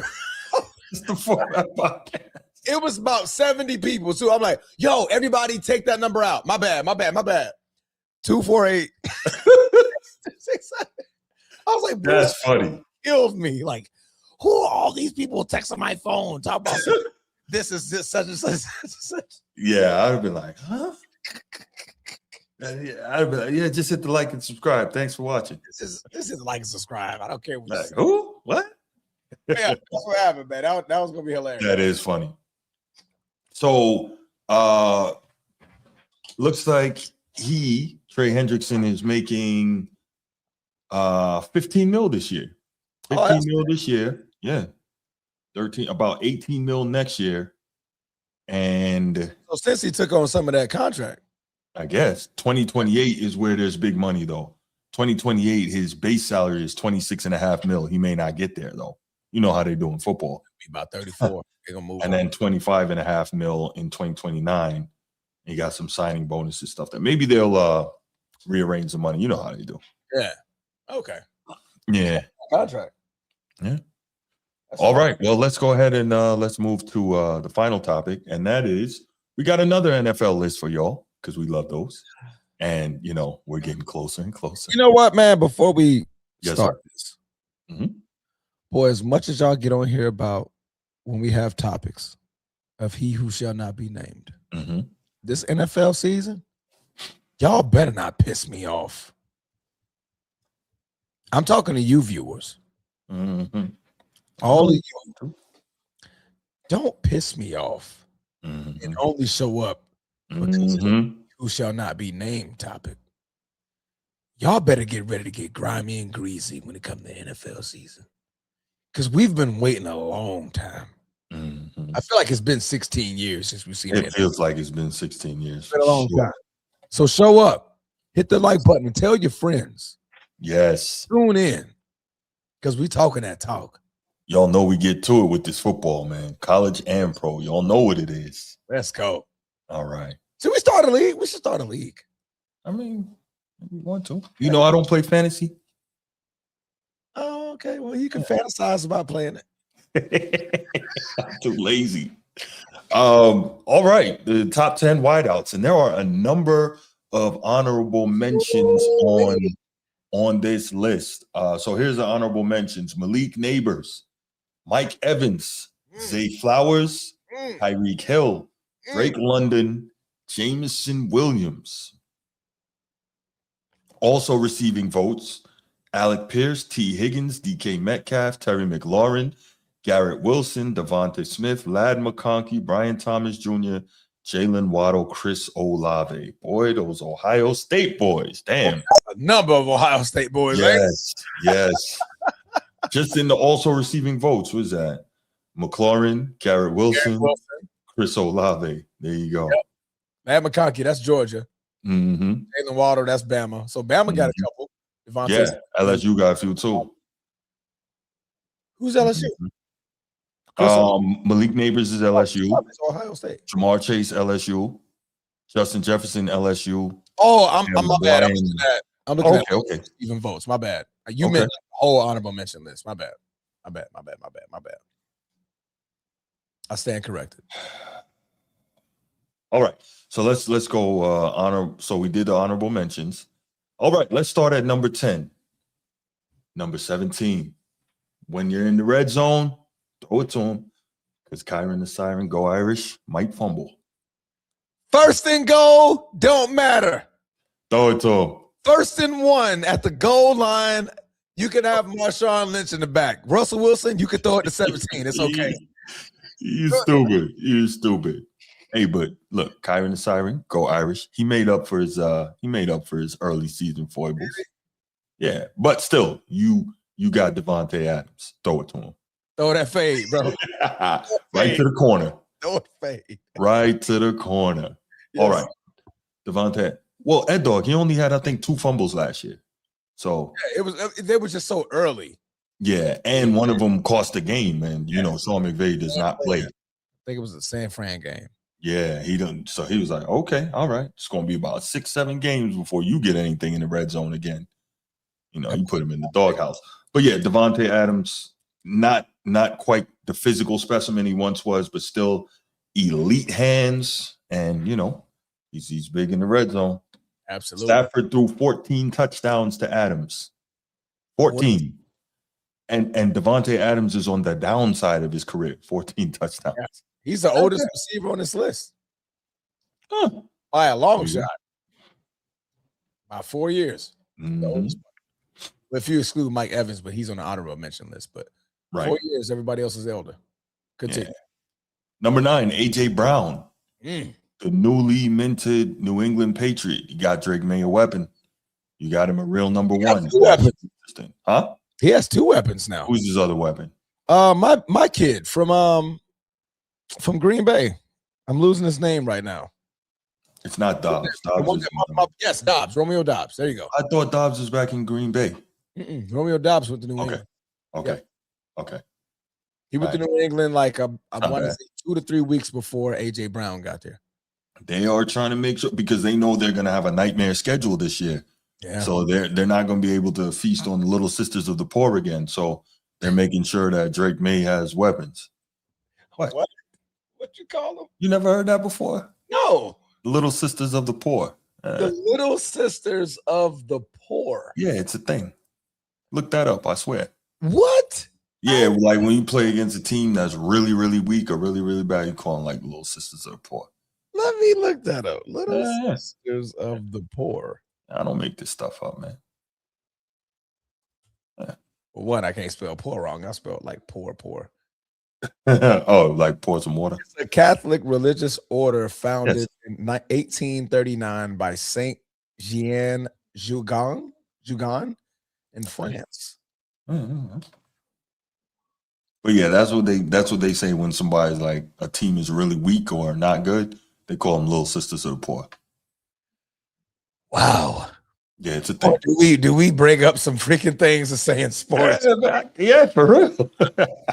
So anyway, AJ Brown is now with the Patriots, and that could be interesting because Josh McDaniels, if we know anything about him, he's a heck of an OC with the Patriots, and he can call some plays, man. So he definitely should be able to get this guy the ball. It looks good. I just say head coach, but that boy knows some OCing, boy. Yes, exactly. All right, so let's move on. Nico Collins, number 8. He's good. I think it's always tough in terms of like injury concerns. I don't know if I put him at number 8 though. I'm not saying he's not, but I definitely wouldn't have thought about him if I'm thinking the number 8 receiver in the NFL. What do you think about that?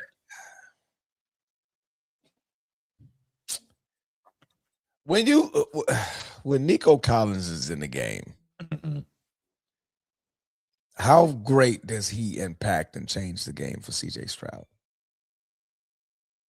A lot. Then you got to factor it in. Okay. Yeah, it's a heavy factor. When Nico Collins is not in that game, CJ Stroud turns into a non-Ohio State great. Right. And right now, CJ Stroud is yet to get paid. And there's a reason why he's yet to get paid. Yeah, because of that horrible playoff performance back-to-back last year. Like, if that defense wasn't out of this world, they get destroyed. Probably would have got cooked by 100. Mm-hmm. Probably would have been some awful Madden scoring going. Man. Right. But yeah, Right. but I give it to him. I mean, 15 games, 71 reception. And the thing is, he's doing it on very low receptions. 71 receptions, 1,100 yards, 6 touchdowns. Not a big touchdown threat. No. He's definitely a good deep threat over the top. 15 yards a catch for his career. Yes. Pretty good. That's pretty good, bros. Pretty good. Number 7, George Pickens, Dallas Cowboys. He's good. 93 catches, 1,429 yards, and 9 touchdowns. 5 games with at least 125 receiving yards, tied for the most in a single season in franchise history. That's pretty good. That's pretty good. And they didn't pay him. They put the franchise tag on him. Tagged them like a target. Tagged him. Target item on the shelf. Tag. Yeah, they definitely tagged him. Man. Now, let's move on to number 6 because I'm a little lost here. Okay.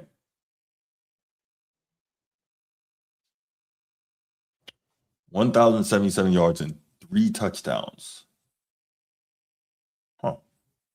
8 drops.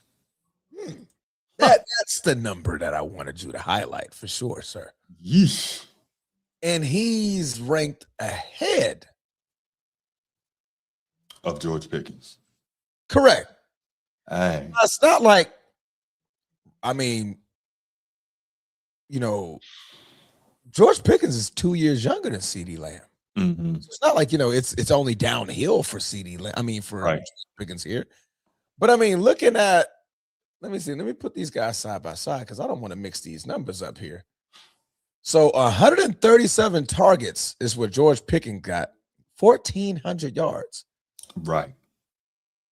CeeDee Lamb 117, 1077. Yeah.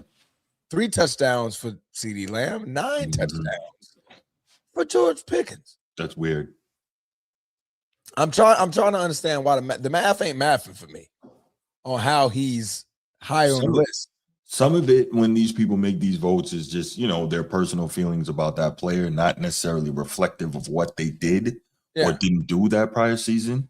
It might just, you know, it's projecting whether they like that player, what they see, you know, it's that. But I agree with you. Pickens should be ahead just based on the production. It's there.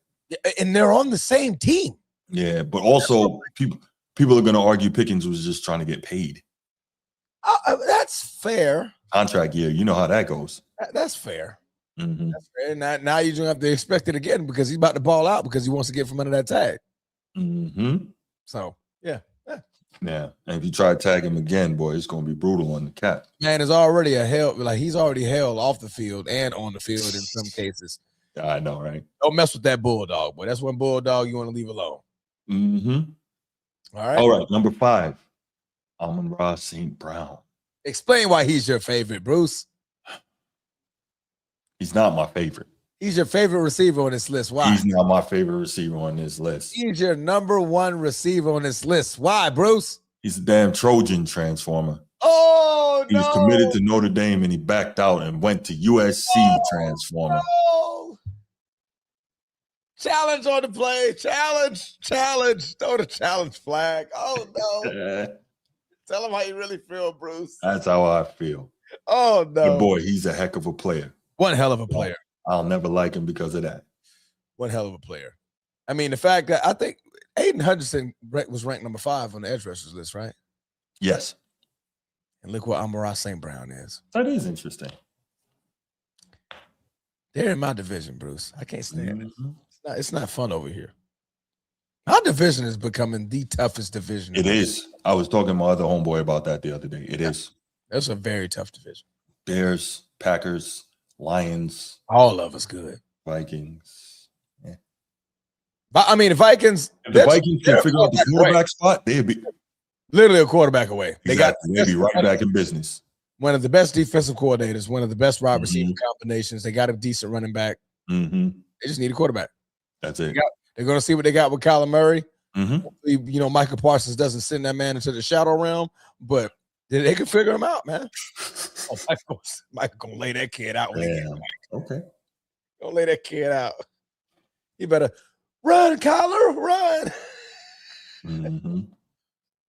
At number 4, Puka Nacua, Boy, who could be number one. I mean, arguably. This whole top four is crazy. This whole top four is crazy. But Very Puka Nacua, he's tough, man. All he has to do, stay out of trouble, stay off the sauce, and stop saying crazy stuff. How about that? But no, he's really good. PEDs already? No. He gets drunk and says wild things. Oh, okay. That sauce. I thought you meant like sauce like PEDs. Okay. Nah. I must say, I did not see that story, Bruce. Nope. But I mean, 129 receptions, 17 yards, 10 touchdowns, 10 carries for another 100 yards and a touchdown. The man only lost one fumble. Right. 668 yards after the catch. Like when you watch him catch it and take off, like the more I watch him, I'm like, yo, he's so physical. Go. He's like kind of like Steve Smith Sr. Like he got that type of, like he's a dog. Much taller than Steve Smith, but yes. That's correct. Much bigger than Steve Smith. Yeah, but I mean, just the way he plays, like the mentality, like he's really, really tough. Absolutely. I mean, yeah. I mean, the Rams and your current MVP and Matthew Stafford. That man was like a kid in Candyland when he saw him in 17 lining up. Oh yeah. You mean I Huh? Wouldn't you? Yes. And I could turn around and hand it to Kyron the Siren. Hand it off. Come on, you got, was it Blake Cole? Blake Cole behind? Yep.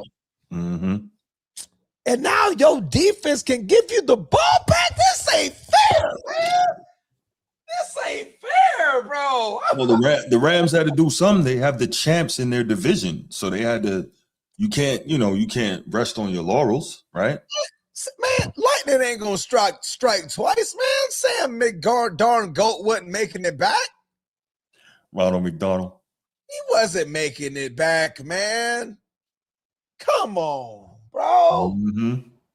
Nah, Rams loaded, man. All right. Number 4. Number three. JSN, Jackson Smith, and Jigba. Ohio State's on.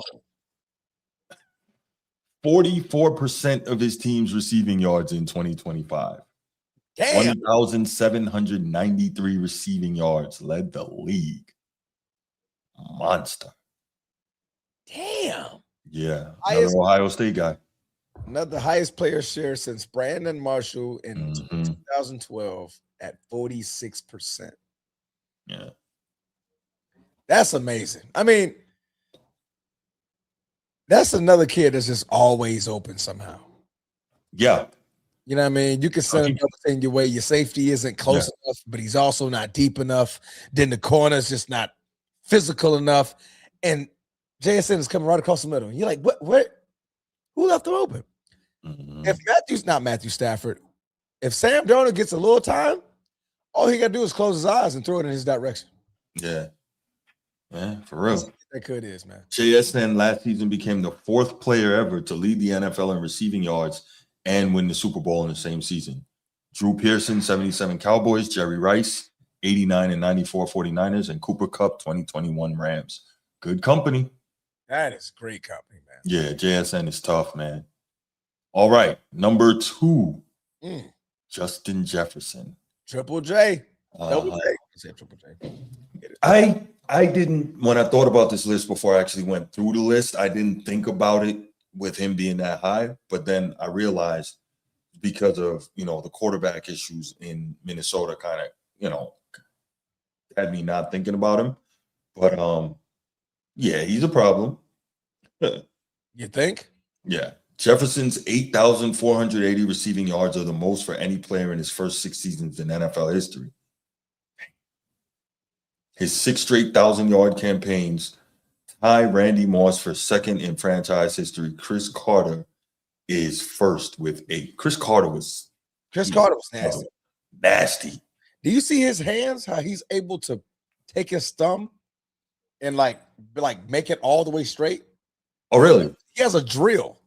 I think he was with DeAndre Hopkins. I want to say he was with Hopkins, and he was showing him how he practiced and had to stretch his thumb out.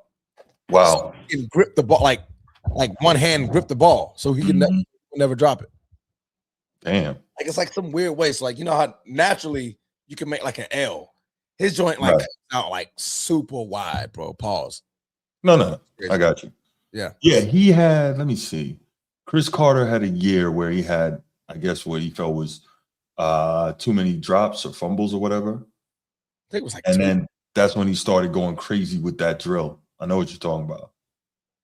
So he had a year with 4 fumbles and he was still first team all pro. Damn. 122 catches, 1,256 yards. Check out this streak, right? Now, obviously, the passing numbers are different now because of, Inflation. Yeah. So here's Chris Carter's run from 93 on. 1,071 receiving yards, 1,256 receiving yards, 1,371 receiving yards, 1,163 receiving yards, 1,069, 1,011, 1,241, 1,274. That's a hell of a run. Damn. Yeah. And mind you, when did Randy Moss come in? 95 or 96, right? So he's still getting busy with Randy Moss and Jake Reed. Like that was arguably the best receiving core in, I was about to say in the nation, but in the NFL. And he's still getting busy. And then during that stretch, so he goes 7 touchdowns, 17 touchdowns, 10 touchdowns, 13 touchdowns, 12 touchdowns, 13 touchdowns. Like that's a hell of, he's got 130 career receiving touchdowns. Like I'm double-digit touchdowns and 1,000 yards every season. Yeah. Definitely Remember that was me getting those numbers. Remember that was the thing that Chris Berman always used to say, all he does is catch touchdowns. Yeah, that was his thing. Yeah, he was $130. And it took him a long time to get in the hall too. Yeah, it did take Chris a long time. It took him a long time. Yeah. What was that one? It's like 5th or 4th? I feel like it was a 5th or 6th. Yeah. It took him a minute. But yeah. All right. So Justin Jefferson, absolute monster. So he had 1,048 receiving yards last year. That was a career low. What does that tell you? He was double teamed 53.4% of the time, Transformer. Sheesh. All right. And number one. Hey, I got Chase too, man. I ain't gonna lie. I got him at number 1. So that's why I was saying like the top 4 to me is crazy. Because I wouldn't be mad if anyone said JSN number 1 based off the year that he just came off of. I wouldn't be mad if anybody said Puka Nacua number 1. Like that top 4 is tough, man. But Jamar Chase is fine with me. He won it with me. He won it for me. When that man, Joe Flacco, got in the game. Didn't he throw it to him like 22 times or something like that? It was something egregious. Let me see. It was crazy. And he told Jamar Chase, like, I got you. Yes. I'm throwing it to you all game. Yes, like I don't even know the scheme. Just go make something happen. What's worse, the defense knew this.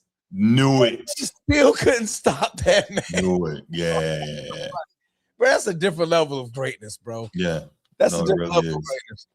From how his career started, Jamar Chase coming out of the draft and that rookie camp, like he was dropping everything, like wasn't really getting with the program, had some like kind of like anger issues. Right.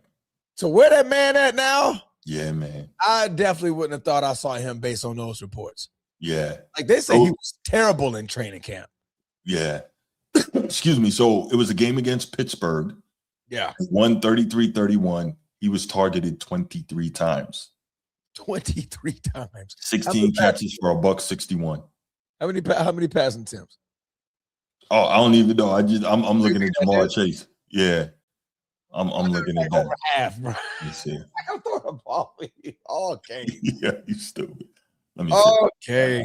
I'll tell you in a second. Passing, Aaron Rodgers, Joe Flacco. So 47 attempts, and he threw it to my man half the time, 23. That's crazy. Crazy. There's a 50-50 chance I'm throwing a ball to Jamar Chase. There you go. 31 completions, 16 to Jamar Chase. That's insane. He said, I don't know the scheme. I don't know nothing. Just go out there and I'll get it. I'll find you. And Jamar Chase had 16 catches. 16 catches out of 31 completions. Only 31 completions, bro. I'm throwing it to Jamar Chase. Yes, I'm throwing it to Jamar Chase. Since debuting in 2021, Chase's 19 touchdowns or 40-plus yards are most in the NFL. 6 more than the next closest player, Tyreek Hill. That's impressive. Son, that man was he was a Cincinnati Bengal for 2 games. And came out there and said, I got one job. Because he lost. I remember he played us the week prior. And we cooked him. He said, I'm not losing this game. I'm throwing the ball one way. Right. One way only. And ain't nothing Pittsburgh could do about it. But you know Jamar Chase had to love that. Oh, I think after the game, he was like, my man said, you good with me. You good with me. You good with me. That's great, bro. My goodness. That's a different level of greatness, bro. Then he threw it to him 19 times the following week. 19 targets the week after. That's crazy. I know where you're at. Mm-hmm. Be where you need to be. I'm letting it fly. It's up to you to catch it. For sure. That's wild. Jamar Chase, number 1. Jamar Chase, number 1. Okay. Man, that was a pretty good list. Let's go ahead. Let's take a couple calls before we get out of here for the night. 904-219-8264. Make sure Transformer not giving this out to the whole formation. I should have just let him call it. Everybody send me a text real quick so I know it's you. Just so you can text him. I'm like, hey B, man, I got all these acronyms and right. I'm like, what is it? Who? What? Like, listen, man, I'm from the Army. I don't know what you're talking about right now. I don't know what this means. They'll be sending you all types of codes. You're like, man, I think my phone got hacked. Right. Like, I have no idea what this is, man. No idea. But yeah, pretty good list on the wide receivers, man. Like I said, I think that top 4 could have gone in any order, but I'm not mad at all that it was Jamar Chase. JSN is a damn animal. We'll see how that follows up this year. Should be very interesting.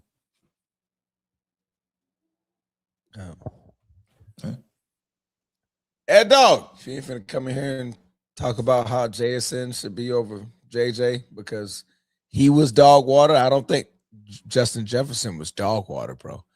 His quarterback was atrocious. Oh, he's boy, still don't 1,000 yards. I think don't that's what tell him that. He wasn't dog water. To say Justin Jefferson was dog water is crazy work. The man's in my division. I got to see him twice. But we got to send all types of double teams that dude's way. Here we go. Oh yeah, what up? What up? What up? What's What up? happening? What up? What's going on? So now let's start from the bottom, work our way up to the top. I think certain names from that top 5 need to be moved down. And you brought up and said because his QB was dog water. Well, he did drop a couple of, he did drop the rocks a few times in certain games when his quarterback was throwing him the rock. So, yeah, he should be dropped down out of the top 5. I have no problem with Jamar Chase being up in there. Let me pause you there. This is not only based on last season. Oh, it's not based on last season? Yeah, it's not just based on last season.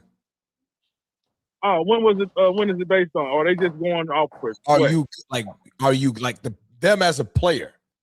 Like not based off the data and just the stats of last season, based on them as a player. Well, why they got AJ Brown ranked so low? Because as a player, he's a sourpuss on the sideline. Probably why. That has a lot to do with reading books and not worrying about the game. And then you drop some critical balls at the end of the season that cost your team the. I mean, we can say this. We can say the same thing. I mean, like, look, let's be honest. These top wide receivers they are divas. If they don't get the ball, they're gonna the rock. They start crying. Jamar Chase does it. JJ, he done it too. You know, all He respect. was an absolute professional last year. With the best quarterback in the league, he kept it A1 professional for Justin Jefferson last year. Well, was he not pouting though? Pouting during the game, but everybody pouts during the game. But when it came to the media, receivers on the sideline, pout a lot. We see the receivers pout. The top receivers pout a lot. Now, the only one I can say that was really professional was Larry Fitzgerald, but he did complain, like, you know, he didn't show it on the field. He went, you know, off, you know, behind the cameras, behind the scenes. Yeah, you know, they said he did complain about, you know, certain time not getting the rock. But look, man, I honestly, what was JSN? What number was he? Number 3. Man, he should have been number 1. My honest opinion. Jamar Chase should have been number 2, and was who else? Who I'm looking for? Puka Nicole. Yeah, he should have been number 3. Man, you got to drop down Justin. I hate to say, man, he got to be dropped down now. If they not, he just has to be. Yes, he's a beast. He's a dog. He most definitely was a dog when taking his totality as what he's done in the last 5 years. That's what you're ranking against. Okay, that's what we're ranking against the last 5 years. What was AJ Brown last 5 years though? It wasn't topping Justin Jefferson. He was nice though. Well, Justin Jefferson had arguably one of the best 4-season stretches in receiving history. That's why he's ranked high. Oh, okay, yeah, that's cool. Yeah, absolutely, because 2 years, 2 seasons he did have. Man, who was that quarterback? Not playoff Sammy. We're not gonna mention him. Honorable, you know, we're not gonna mention we him. Gotta not. We talking about Kirk Cousins. No. Hold on. We had Kirk Cousins. He had him. He was, you know, he was dishing out, making him look good. And then also we did have playoff Sammy, made him look good. But after playoff Sammy left, he had mediocre and hold on. He left. After Sammy left, he's been crying and pouting. So here's what it is. Where? Man, he's been crying and pouting. I can see it in his eyes when he's not getting the rock. You can't do that. Hold on. Let you do that. I'm not gonna let you do that. Show me where. Well, okay. You're saying stuff that you don't even know that's true. You're just saying. I will. Okay, I will send it to you in the chat. I mean, on the brother chat, and I will add Bruce. I will add Bruce. Show me. I'm gonna show. Okay. Outing with his quarterback. I want to see that. Don't show me just some being mad. All players get mad on the sideline. All players. At some point in the game, they get mad. But show me him complaining about his quarterback. Oh, no, not complaining about his quarterback. No. But we see you, like you said, talent, but we see it the majority of the time with the wide receivers. That's why they always call the wide receivers divas. You know what I'm saying? That's what they do. More reasons for that, because the reasons why they're pouting, they're showing up their quarterbacks in most times. Odell Beckham, when he's mad, he's over here kicking freaking goalposts and knocking AB, Antonio Brown, same thing. There you go. Terrell Owens, T.O., same thing. Ocho Cinco, same thing. That's what I mean by Justin Jefferson. He didn't do none of that. Yes, no. Aim, but he's not showing up as quarterback. Okay, yeah. And then sure. All right, you're right. He didn't say not in front of his quarterback, but he did show frustrations and all that stuff. Like I agree with you on that part. Now, who was number 10? Was Devontae Adams number 10? Yeah. Okay, I give you that.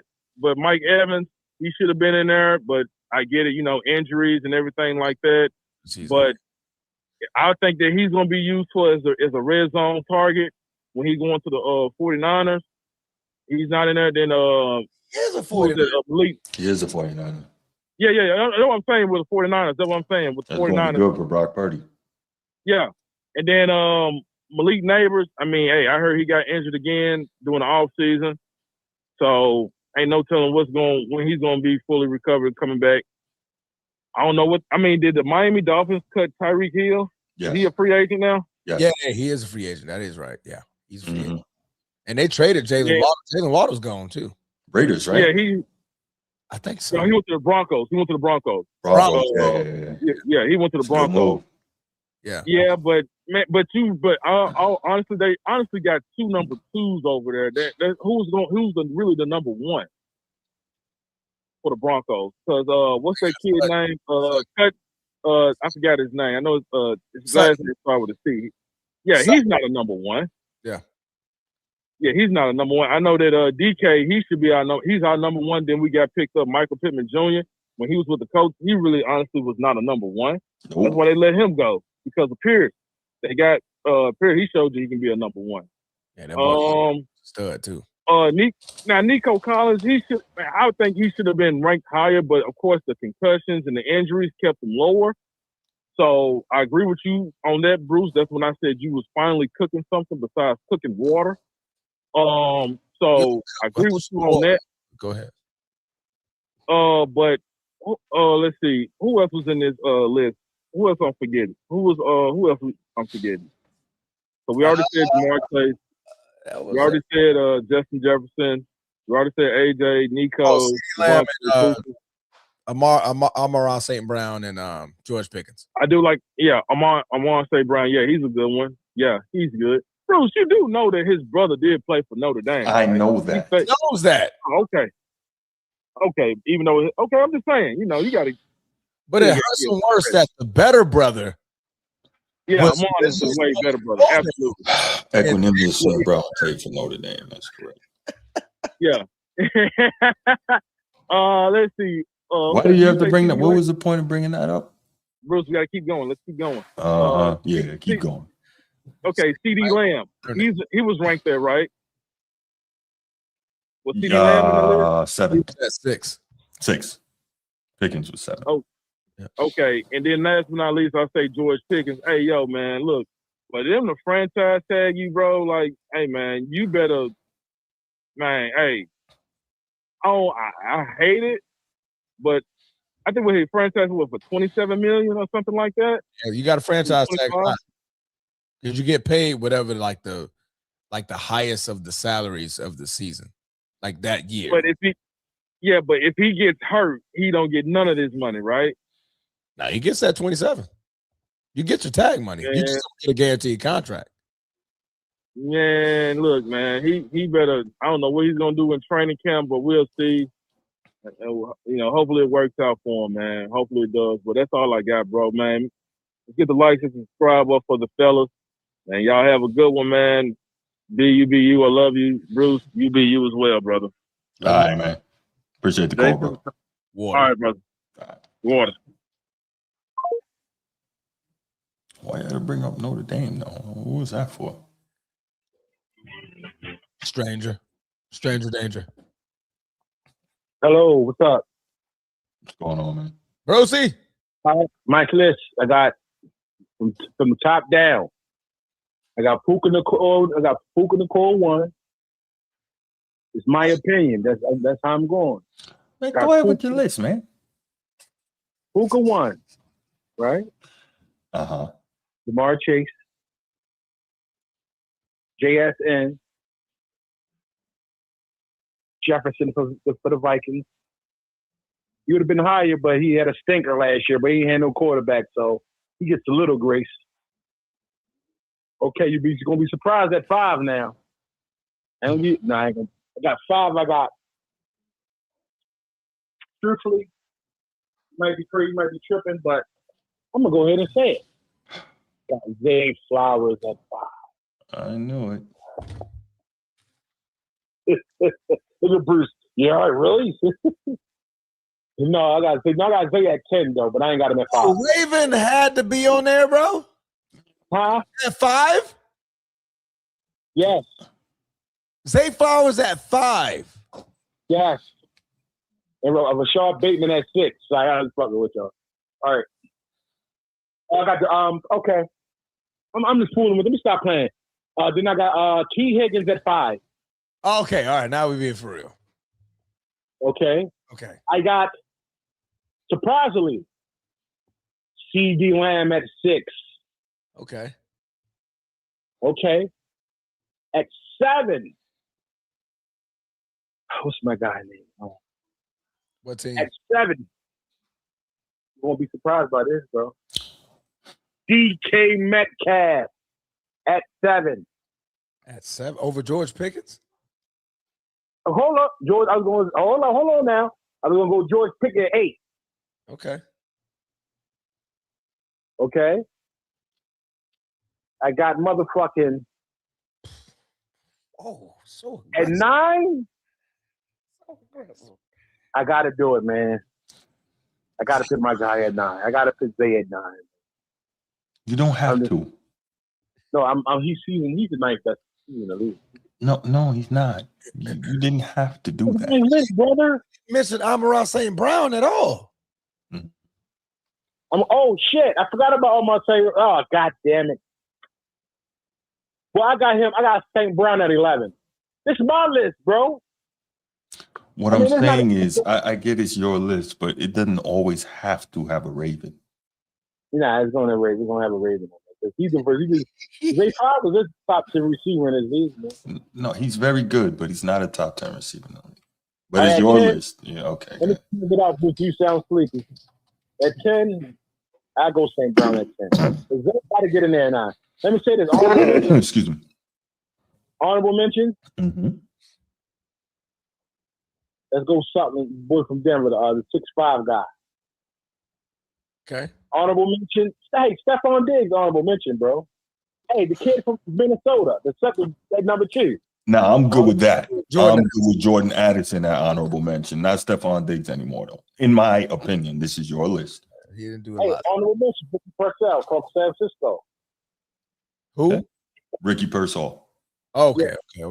So, but I got Puka 1, though. I know a lot of people are surprised about that, but people flip-flop him and Jamal. That's not egregious, though, Bruce. That's not egregious at all. The top 4, bro, they could all be interchangeable. However you want them, for sure. Pause. However you want to order the top 4. Yeah. And that's it. Hey, man, listen, let me say this. Mm-hmm. You got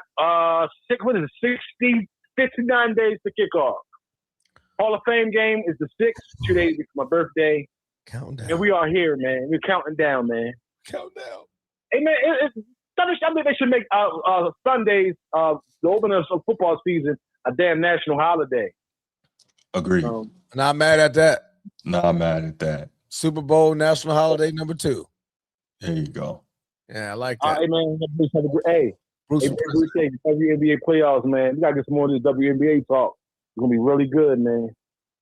I'm more excited to watch that this year than any other time. No, I ain't going to do that. Back in the day, the Houston Comics. There you go. There you go. The playoffs started already? It should be coming down the Gotta pipe. be coming soon, yeah. But the Houston Comics, I get ready to disrespect the legends, man. With You can't do that, man. They were dominant. But this year, the WNBA playoffs is going to be really, really good. Hey, man, I haven't been excited to watch a damn soccer match ever in my life Sunday. I got all. Hey, I know I'm going off subject because I know y'all already closed the show out. That's why I'm just jumping in there. I got all plans canceled for that day. Okay. You know, I want to see the greatness of Messi, man. And there's a lot of good. You not? No, hey, man. Listen, I acknowledge he's the GOAT, but I'm rocking with Spain. But hey, did you ever watch the I'm gonna get out. Did you ever watch the back and forth between Stevenson and Shannon Sharp? Yes. All Shannon was trying to say, man, he ain't got no punching power. He wasn't saying that he was great. He didn't say nothing egregious. Shakur, you know, was messing with him though. But Shakur is an elite sport. He's a technician.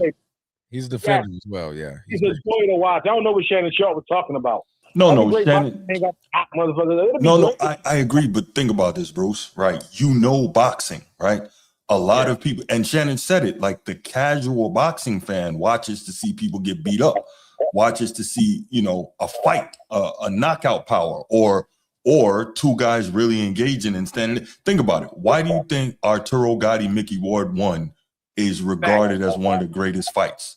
because those guys went to war, right? There's something we love to see about people beating each other up. And obviously, that's not the only way to do it, right? Now, when you watch Shakur Stevenson, he's for the purist. Yeah. He's for the people that appreciate the sweet science, right? And so that's what Shannon was saying. You don't market well to the average, the casual boxing fan, people who turn it on to see somebody get laid out. That's all Shannon was saying. I see both sides of it. Shakur was like, yo, am I supposed to stand there and get hit so I can entertain people? Nah. So I get that too, you know? Man, great show, man. Can't wait to see y'all boys again, man. No night, man. Hit y'all. Hey, appreciate that, Bruce. Thank you, man. All right.